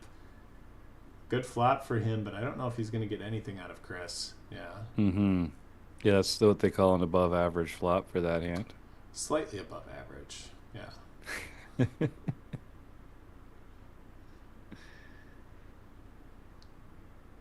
Probably got the jam from. Oh, interesting. Giving Min-raise. opening up the door for a rejam. Mm-hmm. I, in these spots, really like calling from the big blind with almost everything that I have and just trying to realize any sort of equity that I Yeah. have in the hand. Because, like, it's at a point where you call one big blind and then the pot is 4.2, I think it is, with, like, the antes and stuff in there. Like, you're Yep. calling one big blind, you got to have, like, 25% equity or slightly less. Like, you're going to. And the cool thing about being short stacked is you're going to realize your equity, and sometimes you just get dealt coolers because now we've got a cooler situation, and Here it Chris is is. going to have A 3 outs. 100%. Oof. But that's the one thing that you've Easy. always talked about, where you see me play like short stacks, and it's like, I love playing short stacks from the big blind. Like, let me realize my equity whenever I can. Thank you very much. Mm-hmm. Um, Mm-hmm. but Chris has got 7% equity here Needs the ace. and 0% equity. Now There on the it river. is. All GG's. right. And Chris falls to a bracelet winner. We see a bracelet winner advance. Congratulations, That's Craig. right. No shame there. No matter who came through that match was going to be would be a good uh would be bringing it a lot. Oh, we got some fun going on in the chat there too. All right. So Craig Savage advances over Chris Jones. Well played, well With played. our our next match is Rob Washam versus Marcel Dusick. Rob is one of the OGs of Rec Poker. He has been running our book study for years and years and years. He's also very plugged into our Learning Partners program and also plays Rec Poker Santa on the Chats edition of the podcast, giving toys away to all our listeners every other week. Marcel Dusick, a Canadian player, has been a premium member here for a long time. An excellent poker player. He qualified for this tournament by winning his way in through our quarterly qualifying matches. But he's also been a regular uh, name in the podcast winners circle because he has been on a huge streak over the last couple of years in our home game club. And I put a target on his back recently because he's been winning too many of our Saturday International Series tournaments, Marcel. That's right. Um, get in there on the Saturday morning or the Saturday afternoon home game club and make it a little harder for Marcel Dusick to keep racking up these wins. He's going to be in the silver Yeah. lifetime achievement pin territory in no time. What's your take, Taylor? Who's got the edge coming into this match, and what are we going to see? Believe it or not, I don't have much experience with either of these. Like, I've been working with Rob on rec poker stuff for the longest time. We don't play all that much. It's really only in the home games that we find each other, and then I played with Marcel in the home games as well too. So it's kind of some of the similar experience, but yeah, I'm not quite sure what to expect with this one. Marcel won their way into the bracket by winning one of our quarterly heads up tournaments to win your way into this. So it's one of our community members. I'm going to just cheer for Marcel, I think, just out of the community aspect, and hope he can find a way to get a win, even though I am a big fan of Rob and always cheer for him as well, too. So I'm interested to see this one. I think this one might be the slowest paced game that we've seen thus far, but we'll have to see. Yep. I mean, some of the other ones, like last year when K-Poker Wannabe played Ben, like I knew that was going to be one because I played K-Poker Wannabe a lot. And it's like, I remember. It's hard to build big pots versus him, and it was just like, it's going to be a slow, prolonged match. I don't know if this will be that slow, but I could see this. I guess I haven't played with them enough to know how much they're going to be trying to build big pots. That's all. I'm looking forward to finding out with you, partner. Marcel, like I say, has definitely been navigating his way to the winner's circle quite a bit in our home game club. He's also posted in our forums a couple times and brought some hands in there. Obviously, a very gifted player. Rob is just so studied. You know, like he's read all the. I mean, not only read them, but he's led our study groups through all the greatest poker strategy books that are available. You know, in the modern world, and plays live, plays online, plays cash, plays tournaments. He brings a lot of. He's like a poker renaissance man. He brings a lot of different elements to bear. So I think he's got a lot of edges here. But Marcel is just such a good player. I'm not sure how this is going to go. Yeah. Yeah, I'm not quite sure, but I'm going to guess Marcel's got more like playing experience, and then Rob's got more study time, theoretical experience. So it'll be interesting to see how this one ends up playing out. Very cool. Well, Rob manages to fade the world after the turn there. Yeah, although his 6 would have been a pretty spicy river card. It's true. Give him a It's ball true. and Marcel a straight. But wow, we get the river bluff through after checking the previous streets, and an under pair of 6s yields to the missed straight draw. There's that little bit of that spiciness. Neither one of these guys is afraid to put it in the middle if they're seeing the right spots. So, yeah. Seeing that river bluff makes me a little bit regret the like, hey, this might be a slow match type of prediction. So we'll see. I know it's like I think they can still be aggressive small ball players and have it play out over a while. I like the idea of like just taking a lot of small shots, especially when you're heads up, because really what you're looking for is just like opportunities for your opponent to fold, right? Like because you just miss so many of these boards that if you apply a lot of small pressure, it's kind of hard to fight back correctly. It'll be interesting to see. Yeah, we do see a continuation bet here from Queen High. Rob just folding bottom pair. I'm not a big fan of that. Even though you got bottom pair bad kicker, it's hard to make a pair in this game.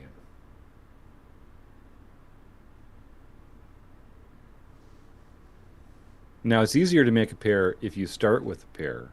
Taylor, would you advise players to consider playing more pocket pairs and fewer unpaired preflop hands? I don't think I would fold a single pocket pair playing heads up, to be completely honest with you. Not unless it gets a little bit crazy pre-flop, but yeah, no, I would put that in the premium hand category. Yeah. Well, consider that a premium tip then for free, just for tuning in tonight.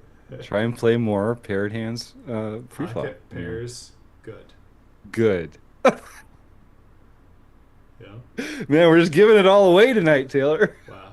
You know what? I'm going to go back and scrub the recording there just so we don't give away too much advice. That's right. That kind of stuff is normally only available behind the paywall of the right. premium membership, Yeah. but we're just giving it away here. Now we can go to plug. Hey, if you want to hear what great bit of advice we just edited out from our broadcast, go check out our premium membership, which you can get I love a it. month free if you make a donation to a food bank to any dollar amount. Your marketing savvy has just shot through the roof. You're really ascending Yeah. as a self promoter, Taylor, over the years. Actually, I'm joking, but I remember when you first started streaming. You've gotten so good at streaming and being on camera and being like this relaxed, comfortable person who's like really in his Yeah. element in the booth. Well, some of your earlier streams, like they were still good, but you were like so robotic and like unsure and awkward. I loved it. I love Yeah. your growth. Your growth in that way has been remarkable. It's like we've been doing this for 5 or 6 years now, man. Like it's Yeah, amazing. You've gotten it's really good at it. very, Congratulations. very true. Yeah. Yeah. And if you want a little bit of more promo, I know there's people out there watching this YouTube video right now. Yep. Like, subscribe. It's Ooh. absolutely free for you Love to that. like and subscribe to the channel. Even if you're watching this back later and Yep. watching it, liking and subscribing are free. You sometimes just need that little bit of a reminder that, like, hey, yeah, that's right. This channel does appreciate me when I click those two buttons. And maybe you've already I got think the that's such- subscribe one button clicked, but like you probably haven't clicked like on this video yet. And super That's a easy great to point. do. I love it. Well done, sir. And thank you for the reminder to all those fantastic folks out there who want to help us out without spending a dollar. Right? What a great way to do it. Right? Yeah, Yeah. I love that. I mean, I know I forget when I'm watching YouTube videos and things that it's so simple to just click that like button. So easy to do. More amazing free tips flowing tonight Mhm. on the YouTube channels. It's fantastic. Woo! Look at this bet size. Spicy, spicy. Holy. All right. Give me that flush straw and let me put all the chips in the pot, says Rob. That's right. Wins it with just king high. Nice. Mm. I thought that one might even get spicier with the open ender on the flop, Mm-hmm. but somehow they only managed to get a few chips in. Very restrained. I don't think that'll be the case with this one. Yeah, Although that no- no. two pair and a pair Mm. flush or straight draw. Ooh, we're seeing some hands. I'm liking this. Yeah. I wonder if we'll get a lead from Marcel here. I'm kind of envisioning it, and I think he's going to lead, and then I would expect Rob to just call. Yeah, me that's too. kind of how I'm expecting it to play out. We've seen a half pot size from Marcel a lot. Wow, Rob. Yeah, clicked Rob just lets it go. fold. You've got a Mhm. lot of equity there. You have to be in that spot and think like, if my straight hits, I'm gonna be good. If a four hits, I'm probably gonna be good. If a queen hits, I might be good. You might have to decide, but Mhm. yeah, I think I would have liked to see a call there personally. A lot of very quick decisions by Very these quick. players here as Did, well. did we like speed up the gameplay or something there really quick? Like, wow, that hand just was like boom, boom, That boom, did boom, look boom, boom, boom. Oh shoot, we're on fast forward. Undo. Undo. Now I do. Ooh. Okay, this is kind of That with cool. King nine off. I would have liked to And- see smaller from Rob personally. You're in position. You've got kind of just an absolute monster of a hand. But I can't fault You're him for going dominating. 3x either. Well, you don't know you're Yeah. dominating, but like, No, but you're dominating so much of that Yeah. of your opponent's three betting range there. yeah, With they're gonna 3-bet aces, certain kings apparently. Right. You're just in such a great spot.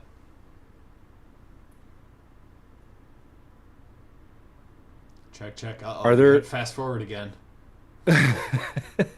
Check. Now I don't know about you, Taylor, but like when I find a player is just like acting instantly, it usually makes me think that they're playing in a fairly straightforward Yep. manner. Mm-hmm. Yeah, and especially quick bets, like I was talking about before, typically tend to be value, especially when they're bigger bets and quick. If they're big bets and quick, it feels almost always like it's value. But my perception of the situation. But yeah, it does feel like it's very face up of like, yep, I don't care what you do. I know how I feel about my hand. So if you check, I'm gonna check. If you bet, I'm gonna fold, and we're just gonna move on.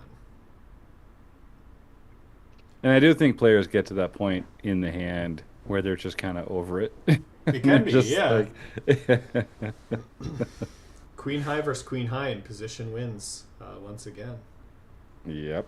I love seeing those pots play out. It's really shows the Mm. value that it can be by just playing hands in position and you being able to realize more equity than your opponent. And it's not only when you have weak hands that you get to kind of bluff your way or control the size of the pot, but when you have monster hands, we've seen a couple times in these matches tonight, difficulty getting paid out of position and just Mm-hmm. how much of a hindrance it is whether you have strong hand or a weak hand. It's just so valuable to be able to act last. Yep.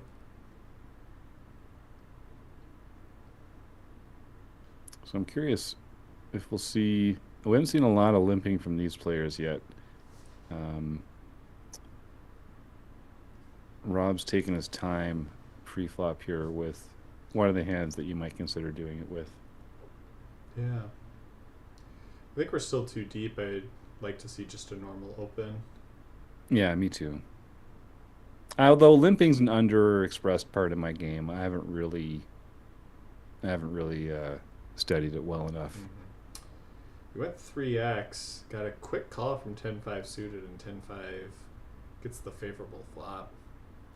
This is one of those classic boards, 10-7-4 rainbow, where it's a big bet and could potentially be an overbet when you're talking about sizing, but Rob took the check route and then had to give up on the turn. Hmm. We'll see a three bet here. Kind of curious. He does go for the six big blind sizing off the min raise. Mm-hmm. Nothing that Marcel can continue with, though, so we just move on to the next one. We'll see if Rob stick. Yeah, he does. He sticks with that 3x and This is the type pretty of nice flop flop. that he's hoping for. Bottom two pair. I think you got to bet there just on the off chance that your opponent has an ace and just is never going to give up in the hand. Hmm. Now Marcel bets with the flush draw. It bricks out. So this Wow. might end up working out if Marcel's going to find a bluff, but there's also a chance that they just kind of give up, move on to the next one. Yeah, and that's what we see. Yeah, it's gonna be tough to get paid here. You really Yeah, he goes pot. would love. He goes Yeah. pot, and he went quick. If you noticed the amount of time it took him Interesting. to bet there. Yeah, So good point. I'm gonna add Good that point. into my 1 point for that Hmm. observation I was trying to make. Oh, wow. Great flop for Marcel. And I will say, we were talking earlier about playing quickly, and I meant to invoke Rob Washam because the line of his that Yeah. that I use a lot is to just listen, just take your hand off the mouse. Just don't act so quickly when you're playing Mm-hmm. online. Take your hand off your mouse. When you're playing live, just take a deep breath. And I just try and visualize the action that I'm about to take, and then what am I going to regret about this? Because we've all had that experience where we're just like on autopilot and we're like, all right, yeah, let's get it in. And then you're like, Mm-hmm. oh, wait, I'm two off the money and I have 15 big blinds. Or like, oh, wait, I forgot this guy only ever does this move when he has top pair. Um, and, those kind of oh shit moments where Mm-hmm. just like, what did I just do? And you immediately have that feeling of like revulsion and flop sweat that comes up where you're like, I just made a huge unforced error. And Oh, you can avoid, oh gut boy. shot on the turn coming in. Rob doesn't have too strong of a hand, but if it, ooh, seven is probably the opposite of what Midas. Marcel was hoping for. And we saw this Yeah. play out earlier, and Rob just folded, and yeah, we see another fold here too. Identifying bad boards and just not willing to try and call and find out, which has been Hmm. saving Rob. Hmm. Top pair for Marcel, and Rob's got a little something something, as he likes to say. Although it's not going to be fun playing this hand out of position. Yeah. Oh, he takes a check raise All right, line. I kind of like it, honestly. It's just like this is a good board to have a lot of strength on. Yeah. Hmm. I think with this turn card though, you invoke the thing that I was talking about previously of I give up. Because what does your Yeah. opponent have that? Oh, all Wow. right. How about that? Whoa. I was not Oh, expecting an interesting that, hand. I but want to see that yeah. one in the forums later. That was cool. Wow. I like Not that how I Rob's looking expected for that. that. No, me neither. Yeah, wow. But you can tell Marcel's just reading it as a lot of strength there. Mm-hmm. Yeah. Very interesting. I guess Rob can be check raising with some 9x hands there that are combo Yeah, draws, draw plus pair. but it's such a connected board that he's got a lot of like other things to go with it too, though, in terms of Mm, flush draws that haven't connected yet, straight draws that did not come in, um, and when you have a jack, when the nine pairs, you got to feel scared about it. So like,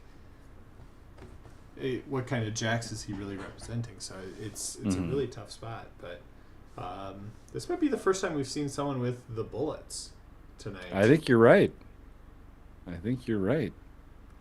And just a Smooth call, I call. like it. Best hand to trap with is aces. It needs the least amount of It's protection true. as opposed to other hands. It's true. And I think when Rob checks back, he's yeah, I think Marcel's going to be betting there with a lot of hands, so I think Mm-hmm. it's smart to include the strong hands with it. Yeah. Quick give up by Marcel there. Rob says, I ain't folding no queen six offsuit. Let's see a flop. Let's play this one. Oh, you Yeah. three bet me? Ah, yeah. Let's take it to the streets. Let's go. And then he says, "Yeah, yeah, never mind. Give up." Yeah. Now I'll give up with queen six. Yeah. Let's see it. Let's see a flop. Let's just see. Yeah, I think we're now we've seen both players defending really wide as we should in heads up spots like this at this stack depth. Are there what are the first hands that you start folding once you start to develop a Ten folding three range? would have been a fold for me. Like, Yeah.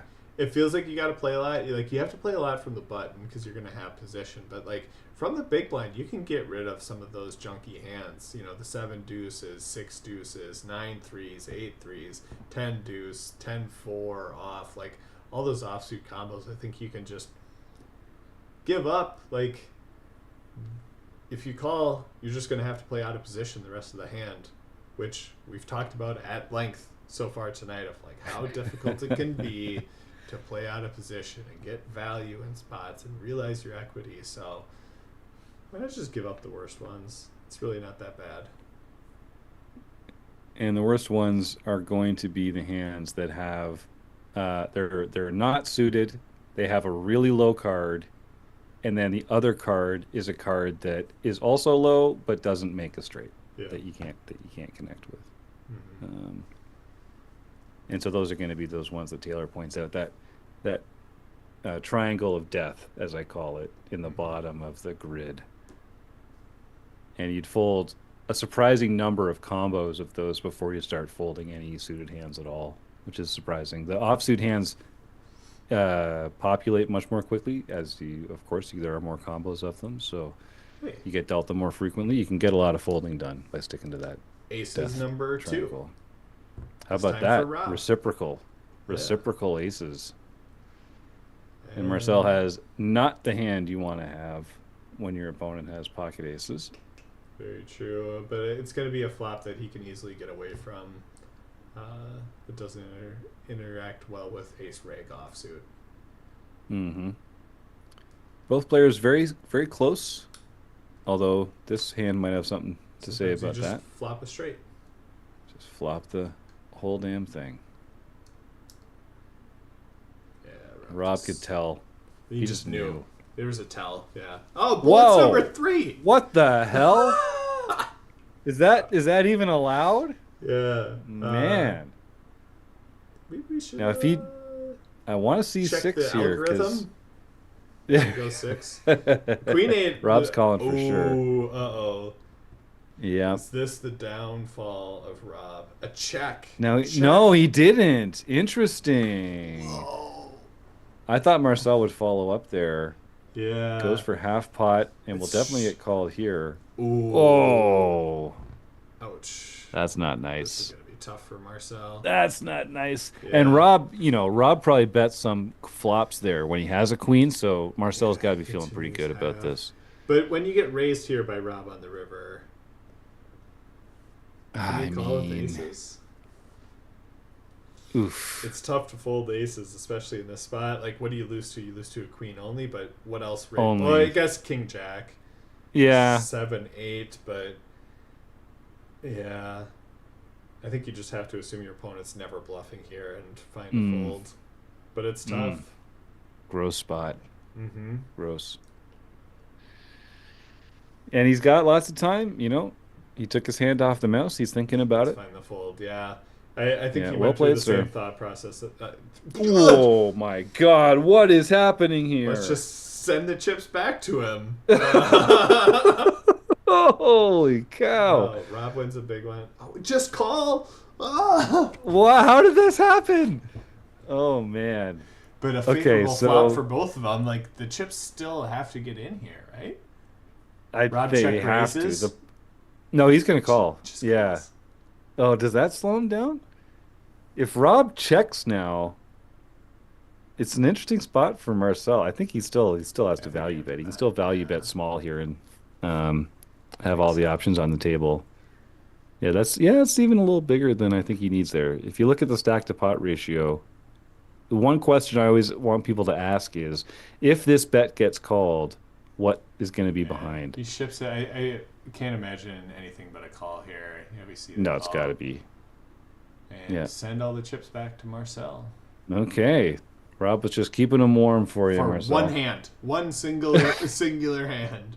I'm not even sure they got that warm. Wow. Just flip it right back. Dirty. Dirty. What a hand. Crazy. Both of think them if- just. Rob doesn't hit that river queen and he takes a hit, like, he's out queens versus kings there. Oh, yeah. Yeah. True. Good Wow. point. Good point. Now they both have a king.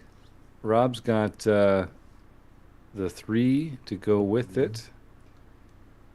Yeah, I kind of like this. Assuming that he's gonna then check almost all rivers.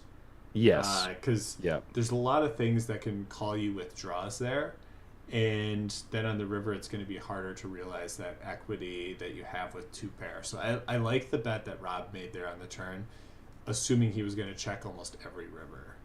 And when the draws came in and he got let into, he probably just has to fold the 2 pair. I like that analysis.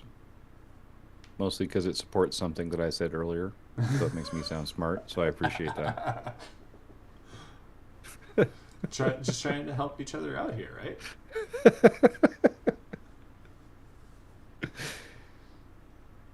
And I think we'll see a bet from Rob here.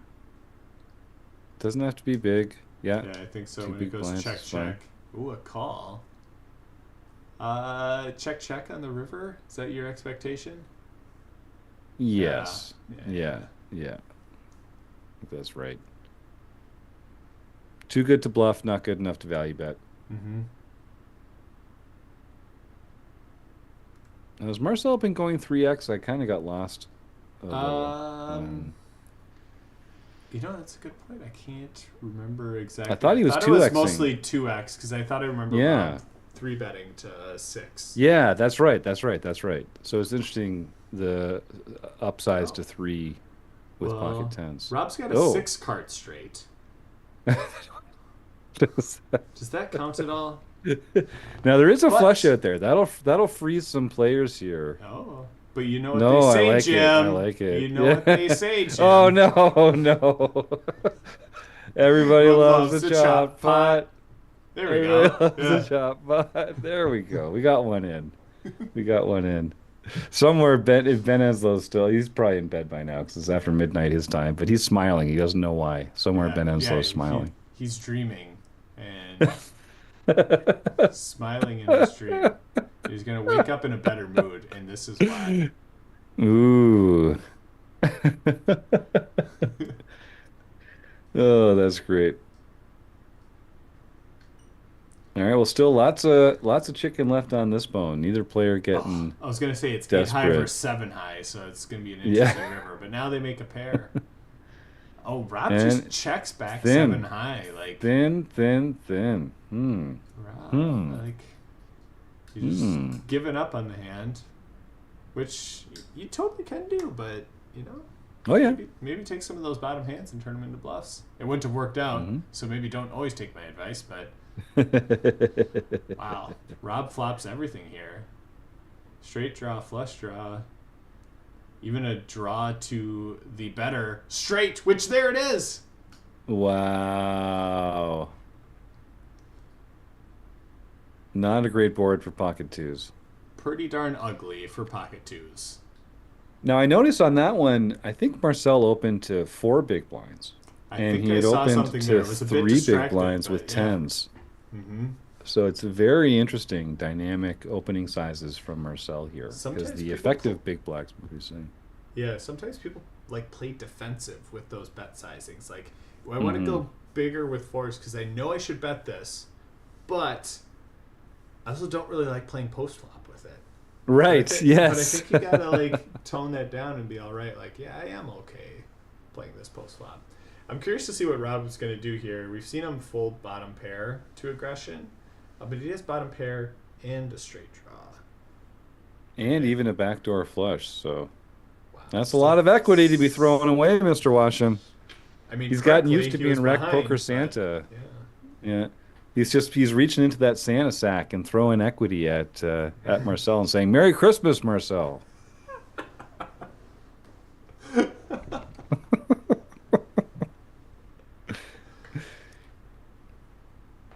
Actually, Rob would probably say, "Merry Christmas, Marcel A," just to give a little dig in there, Oh. because that's the kind of guy he is. Mm.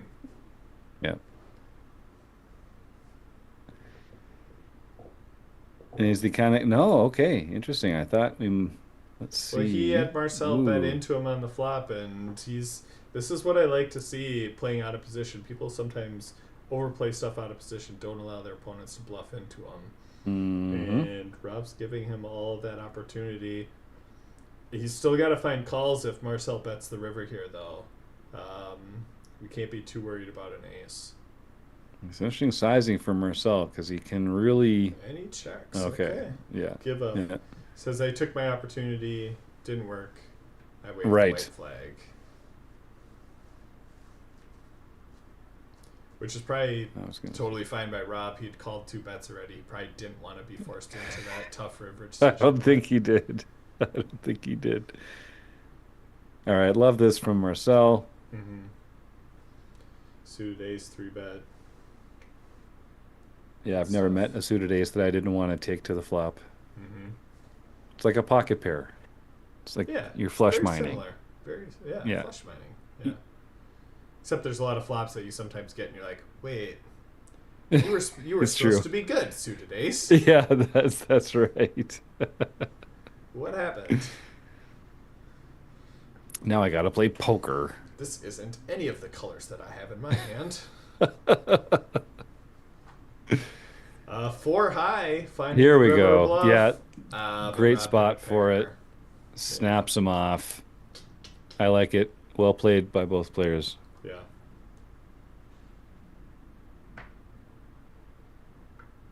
We're never going to win at Showdown with 4 high, so Exactly. it's worth trying to do something.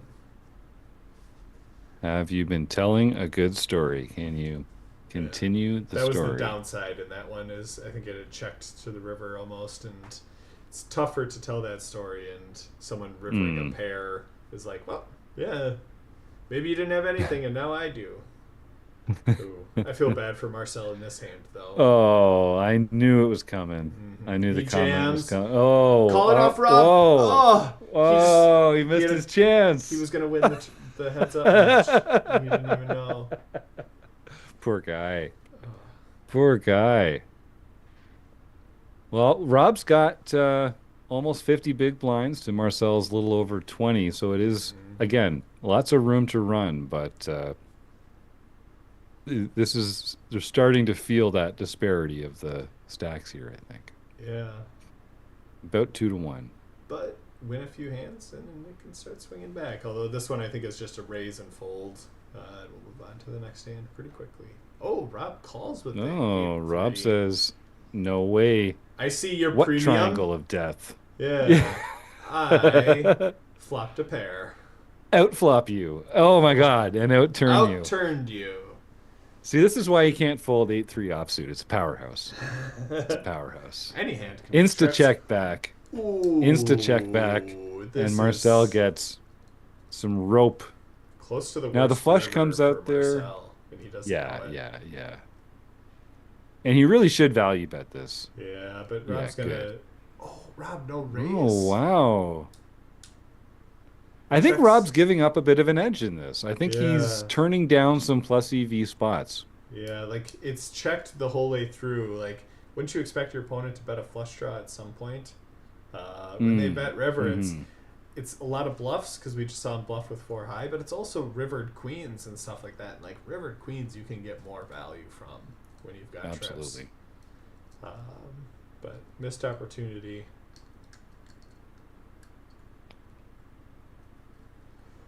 Going to check raise an instant fold by Rob. Here's those suited aces that we're not going to turn down the opportunity to see a flop with. Amen. This one I don't mind as a 3-bet or a call. Look at that. Huh. Look at that. Just flop Rob. 2 diamonds. Rob takes it. Yep. Nothing wrong with that. Easy game. Easy game. You just bet, your opponent folds, and you scoop the pot.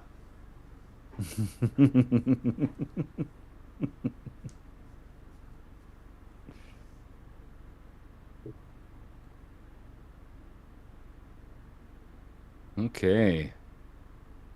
Kind of a tough Marcel. spot for Rob, but I like the continuation because you raise pre, you've got a lot of aces, you've got a lot of kings in your range. Mm-hmm.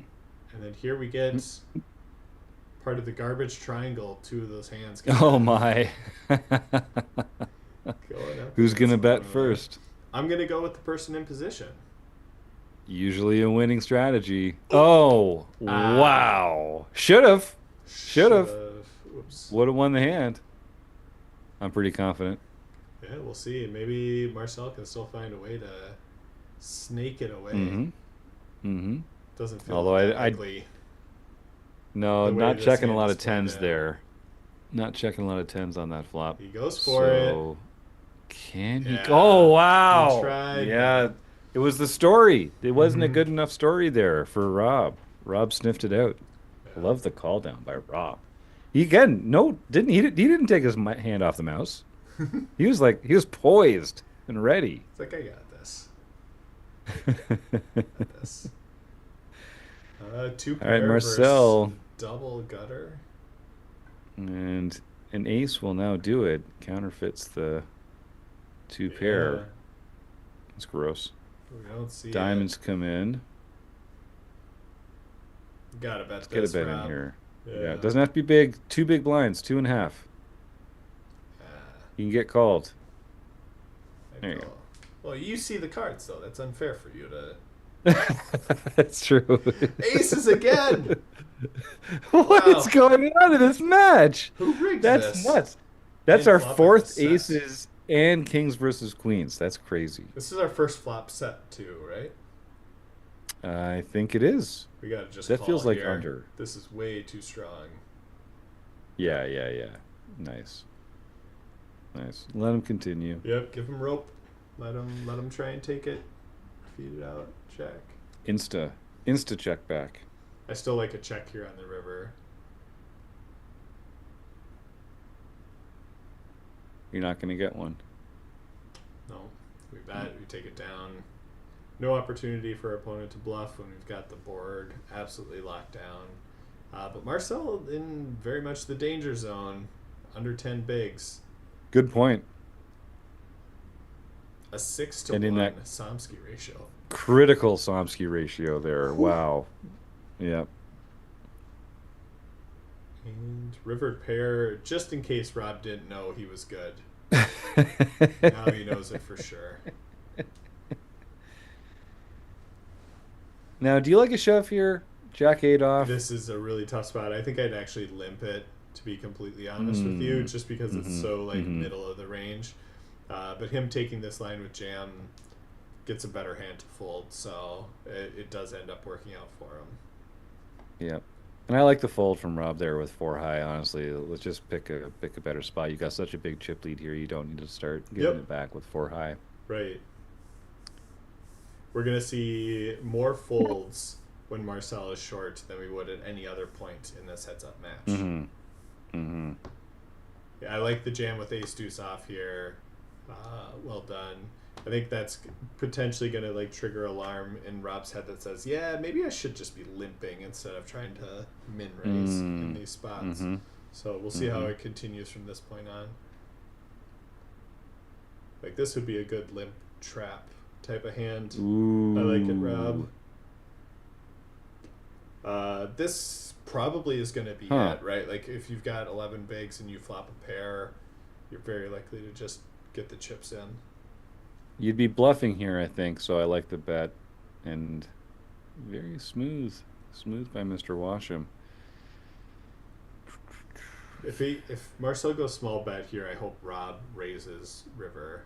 He just calls. I would have liked to see him put the pressure on. Like, you're trapping with ace-jack there. You've got to, at some point, spring the trap. I like it.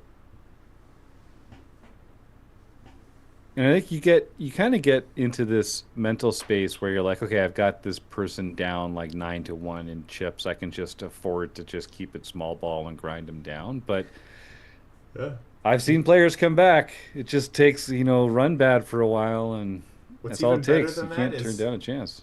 putting pressure on them. Right. Right? Like, Yeah. Yes. it's like you having Yes. them like almost all the way down in an arm wrestling match, and then you going, you know what?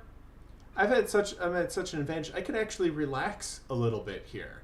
No, Right. push down. Right. Try and just get the win. Right. You That's know? a great point. I like that analogy. I like that. This Yeah. feels like My it could be dad- a double up. Oh, yeah. My dad would say, now it's time to step on his throat. Oh, it's a little bit more extreme than I was going there, but yeah. That's the old man. Yeah, this was gonna go. Oh. Oh! Yeah. Oh, no. That is the Oh, turn Marcel. card that's gonna seal the deal for Rob. Wow. Wow. Okay. The comeback that we never What a saw match. in the other matches. The other matches it kept flipping. Yeah. Just being like, yep, nope, back in it. That time I we really, did not. I really enjoyed that. I mean, there's been some great poker on display tonight. I thought that was a great match. All right, well, Rob Washam gets to Congratulations. fly back to Moving on. the North Pole and say hi to Mrs. Claus for us, Rob. Now we're on to the final match of the night.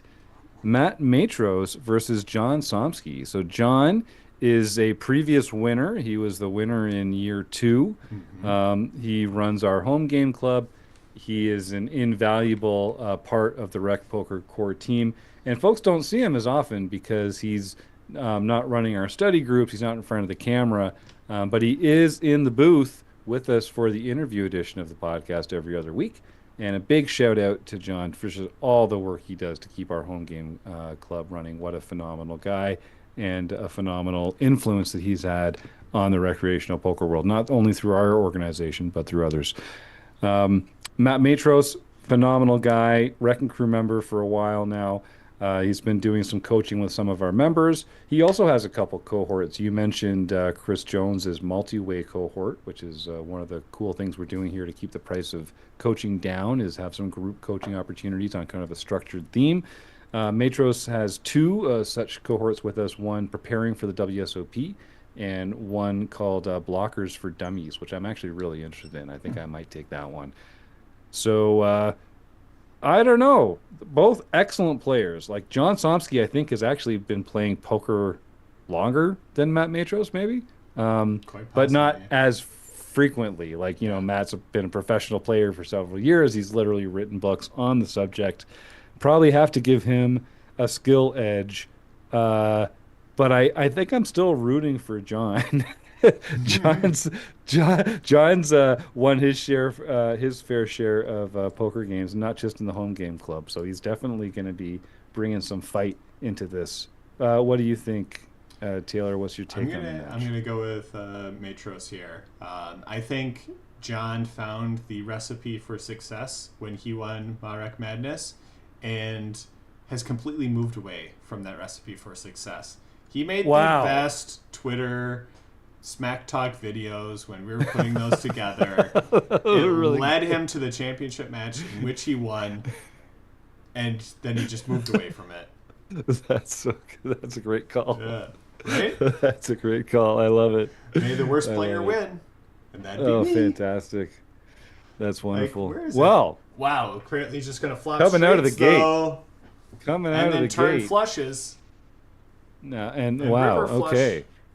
And Check, it's just check. Put some talking chips about in. getting paid out of position. It's a minimum pot. Oh, wow. Samsky. Yeah. Well, those are you don't see that spot very frequently. It just goes to show get playing out of position's a tough one. Nice classy move by Matt. Wishing John good luck right off the bat. Yeah, we're back to deep stack. We've Um, got one more match in us. We've been here 2.5 hours yes, now. We could it's be true. here for a while. Hopefully, I wouldn't surprise me. It uh, wouldn't surprise me. I will say the one thing about both of these players two is pair that for they are John. Wow. completely unafraid to pull the trigger. John has pulled some ridiculous bluffs on me in the home game club over the years. It's true. I've seen it. So I think he's capable of anything. And they're just both very cerebral players. Oh my God. Yeah, see, this is going to be kind of setting the tone right away. Samsky went for a big bet on the turn there, and Matros with an ace and some straight potential still finds the call. We weren't seeing that in some of our other previous matches, so Hmm. yeah, gonna take a lot for Matt Matros to fold his hand, and even here he's Yeah. considering it with ace high, but he does find the Uh, folds. I think Matt really knows just how wide Yeah. people's ranges should be here. Hmm. And he's actually found an opponent who knows how to take advantage of that as well in John. So this is going to be a good one. Yeah. Here's the lead from Matt on Queen 6-6. This one's a little more of a fair fight. Probably a three bet from Mr. I Matros. would expect that. Let's Trying see to what get some of those sizing chips he back. uses, and if that potentially changes. It 8. does go bigger. Yep, I like it. Hmm. We've been seeing a lot of smaller sizings. I'm one for bigger sizings out of position, so I like seeing Yep. going to 8 bigs there.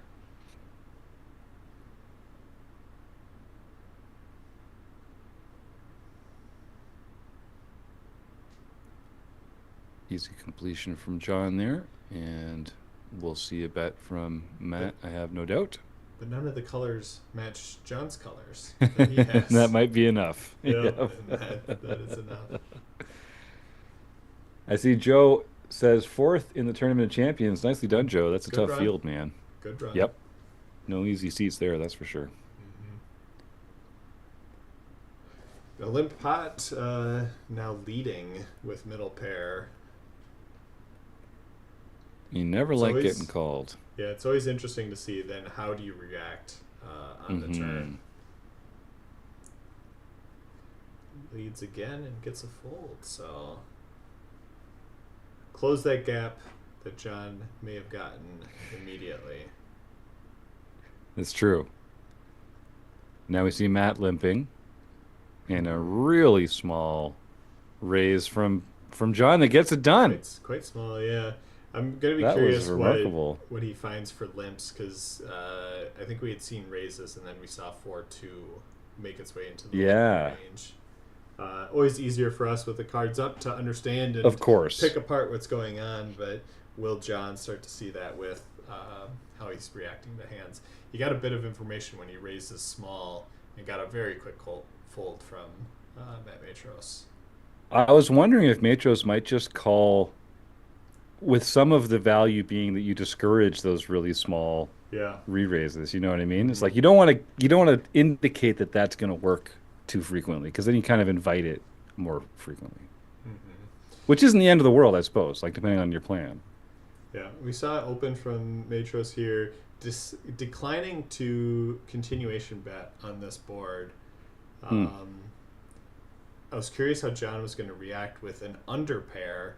He leads turn. Matros calls with, potentially two live cards and a gut shot. Rivers a pair and calls it off. So that's going to be a pretty significant pot when we go back and like kind of review Hmm. this game. Like it was 20 bigs. It's going to help set the stage for how stuff is going to go from here on out. But very Hmm. interesting one for John to take an under pair and turn it into a bluff on a very, very connected board.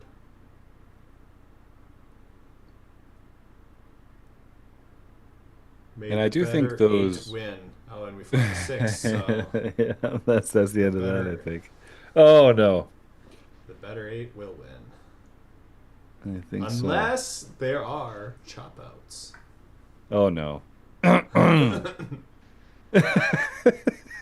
Jack, Jack, Jack, Jack, Right. Jack. Come on. Oh, thank you, John. Oh. Woo-hoo-hoo-hoo. John's got my back.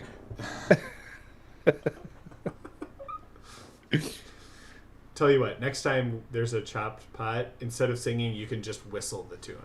How about that? Oh, what a jerk. Someone was paying attention during the episode last night. Wow, that's a deep cut, Taylor. That's deep. If you don't know what I'm talking about, you have to listen to the Rec Poker podcast episode that was called Truth Machine or Drama Queen, Yeah. and all will be revealed. In fact, you only need to listen to the first like 8 minutes. Yeah. And Go check it out. I think it'll make sense just to like convince Rob or someone else to just make a social media short of that. Because I think that's got enough comedy to withhold for quite some time there, I I guess we'll see. That was fun. think. Two unders and a gut shot draw is enough for a continuation bet. Somsky finds a call. Now, how is he going to react on the turn? Quick check. Mm. Interesting, interesting. Wow. Taking Jack High to showdown, not a continuation, or trying to continue a bluff there. Definitely an interesting decision. Must feel like he's just always behind, never going to get folds, and just going to give up there. But Hmm. Jack High, you can't feel too confident going to showdown. Now I see John went two big blinds there. 10, 10, 2, 2 hearts. Ooh. I think he went about half pot there. I'd be inclined to go a little smaller, but that's getting pretty nitpicky, I guess. Yeah, this is interesting. We saw a limp from Matt Matros here with the ace Mm, queen. So we saw it with four deuce off, and now we've seen it with ace queen off. So he's going polar with his limps. very interesting. An eight high And flush John draw becomes a raise. and gets there. I Yeah, was gonna but say, how J- good does he feel? how He does he was value really that just hoping to advice? win on the turn there, I'm pretty sure. Ooh, and he goes big. I think this is going to make Oh it. man. Oh, Uh, he's thinking about it. Yeah. He was, yeah. Neither one of these players wants to cede any Mm-hmm. equity in these hands. Like they both know exactly how valuable their hands are worth. Yeah. Hmm. Interesting. I guess, and for John, you're playing against a a professional poker author, coach, Yep. WSOP bracelet winner. Like he has seen a lot of the tricks of the trade. Like when you get that monotone board, often I'm like, I'm just going to be c betting 100% here to a Uh, super small sizing. But it's true when you're playing against someone who is just like really, really, really good at poker, it does kind of change some of the spots that you take, right? mm-hmm. All right. How's our author gonna handle four high in this pot?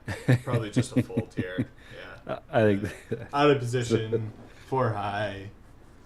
Next hand. Next hand. Yep, exactly. Find a better spot.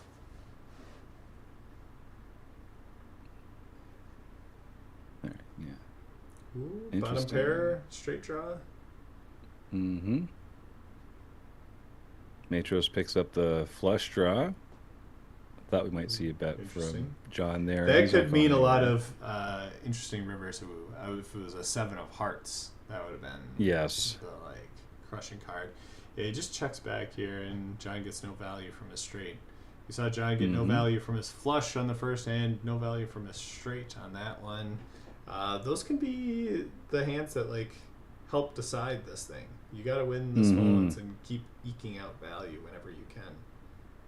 Just to have a buffer for when you take a bad beat or something later or lose a flip. It just the difference between just slightly covering your opponent and being slightly covered is obviously pretty Mm-hmm. monumental.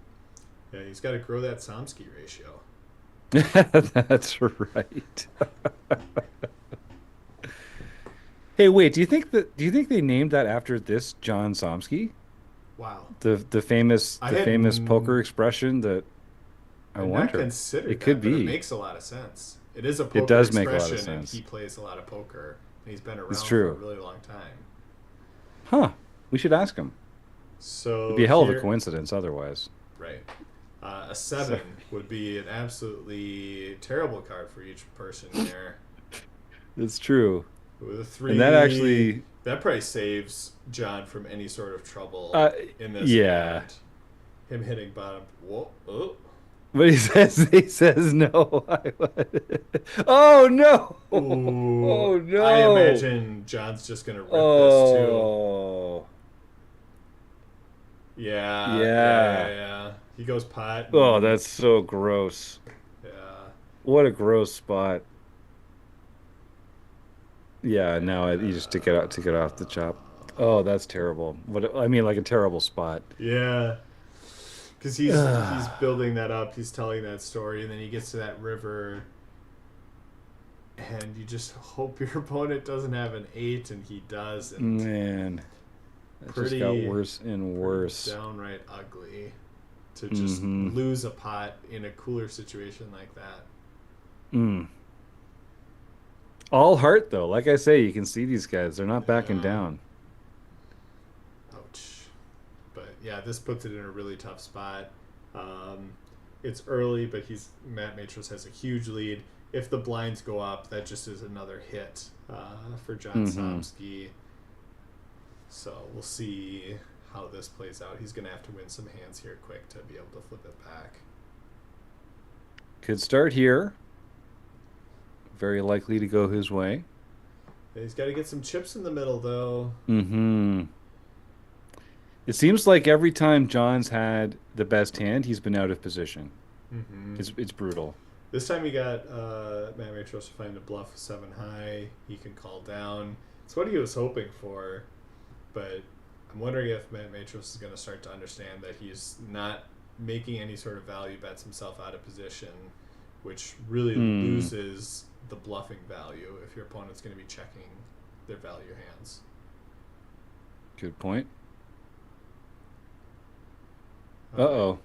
King high versus King high, No, and you John, whistle it. You got it. Go ahead. well, Everyone loves a chop pot. there we go. That's pretty good. It nailed it. That's pretty good. Yeah, I'll snap along with it this time. Is that a piece of paper rubbing against itself?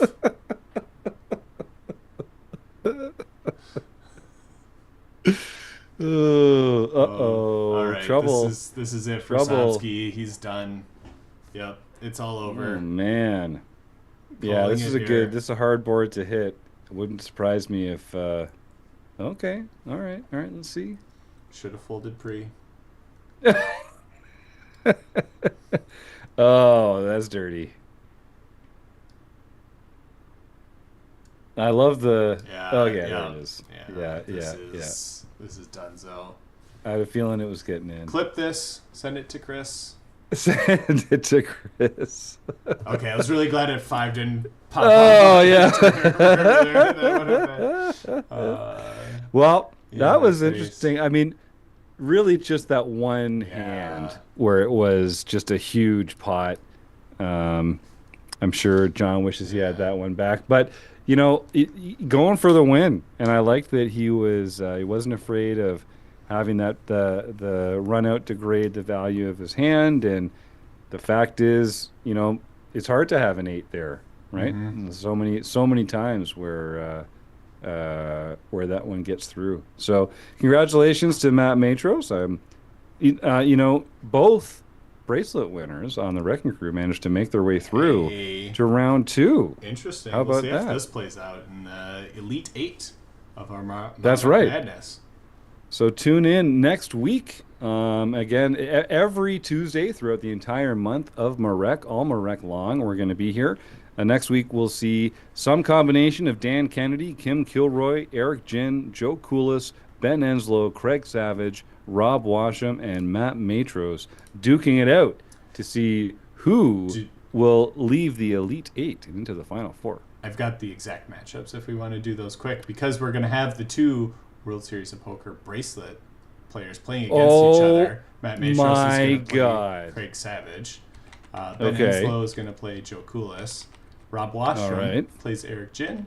And that leaves Kim Yes. Kilroy versus Dan Kennedy. Okay, some very interesting matchups here.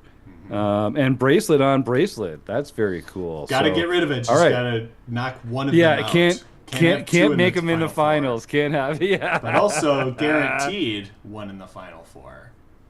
Ooh, I see. Yes, I like the way this is working out. Yeah. Well, Taylor, I'm so excited to be back next week and all throughout the fantastic month of MaREC, one of my favorite months of the year.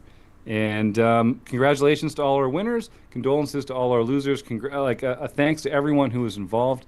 And I can't wait to join you back in the booth then. Anything else you want to leave our audience with before we roll on out of here, pal? No, I'm good. Thanks everyone for tuning in. We'll see you next week for some good matchups.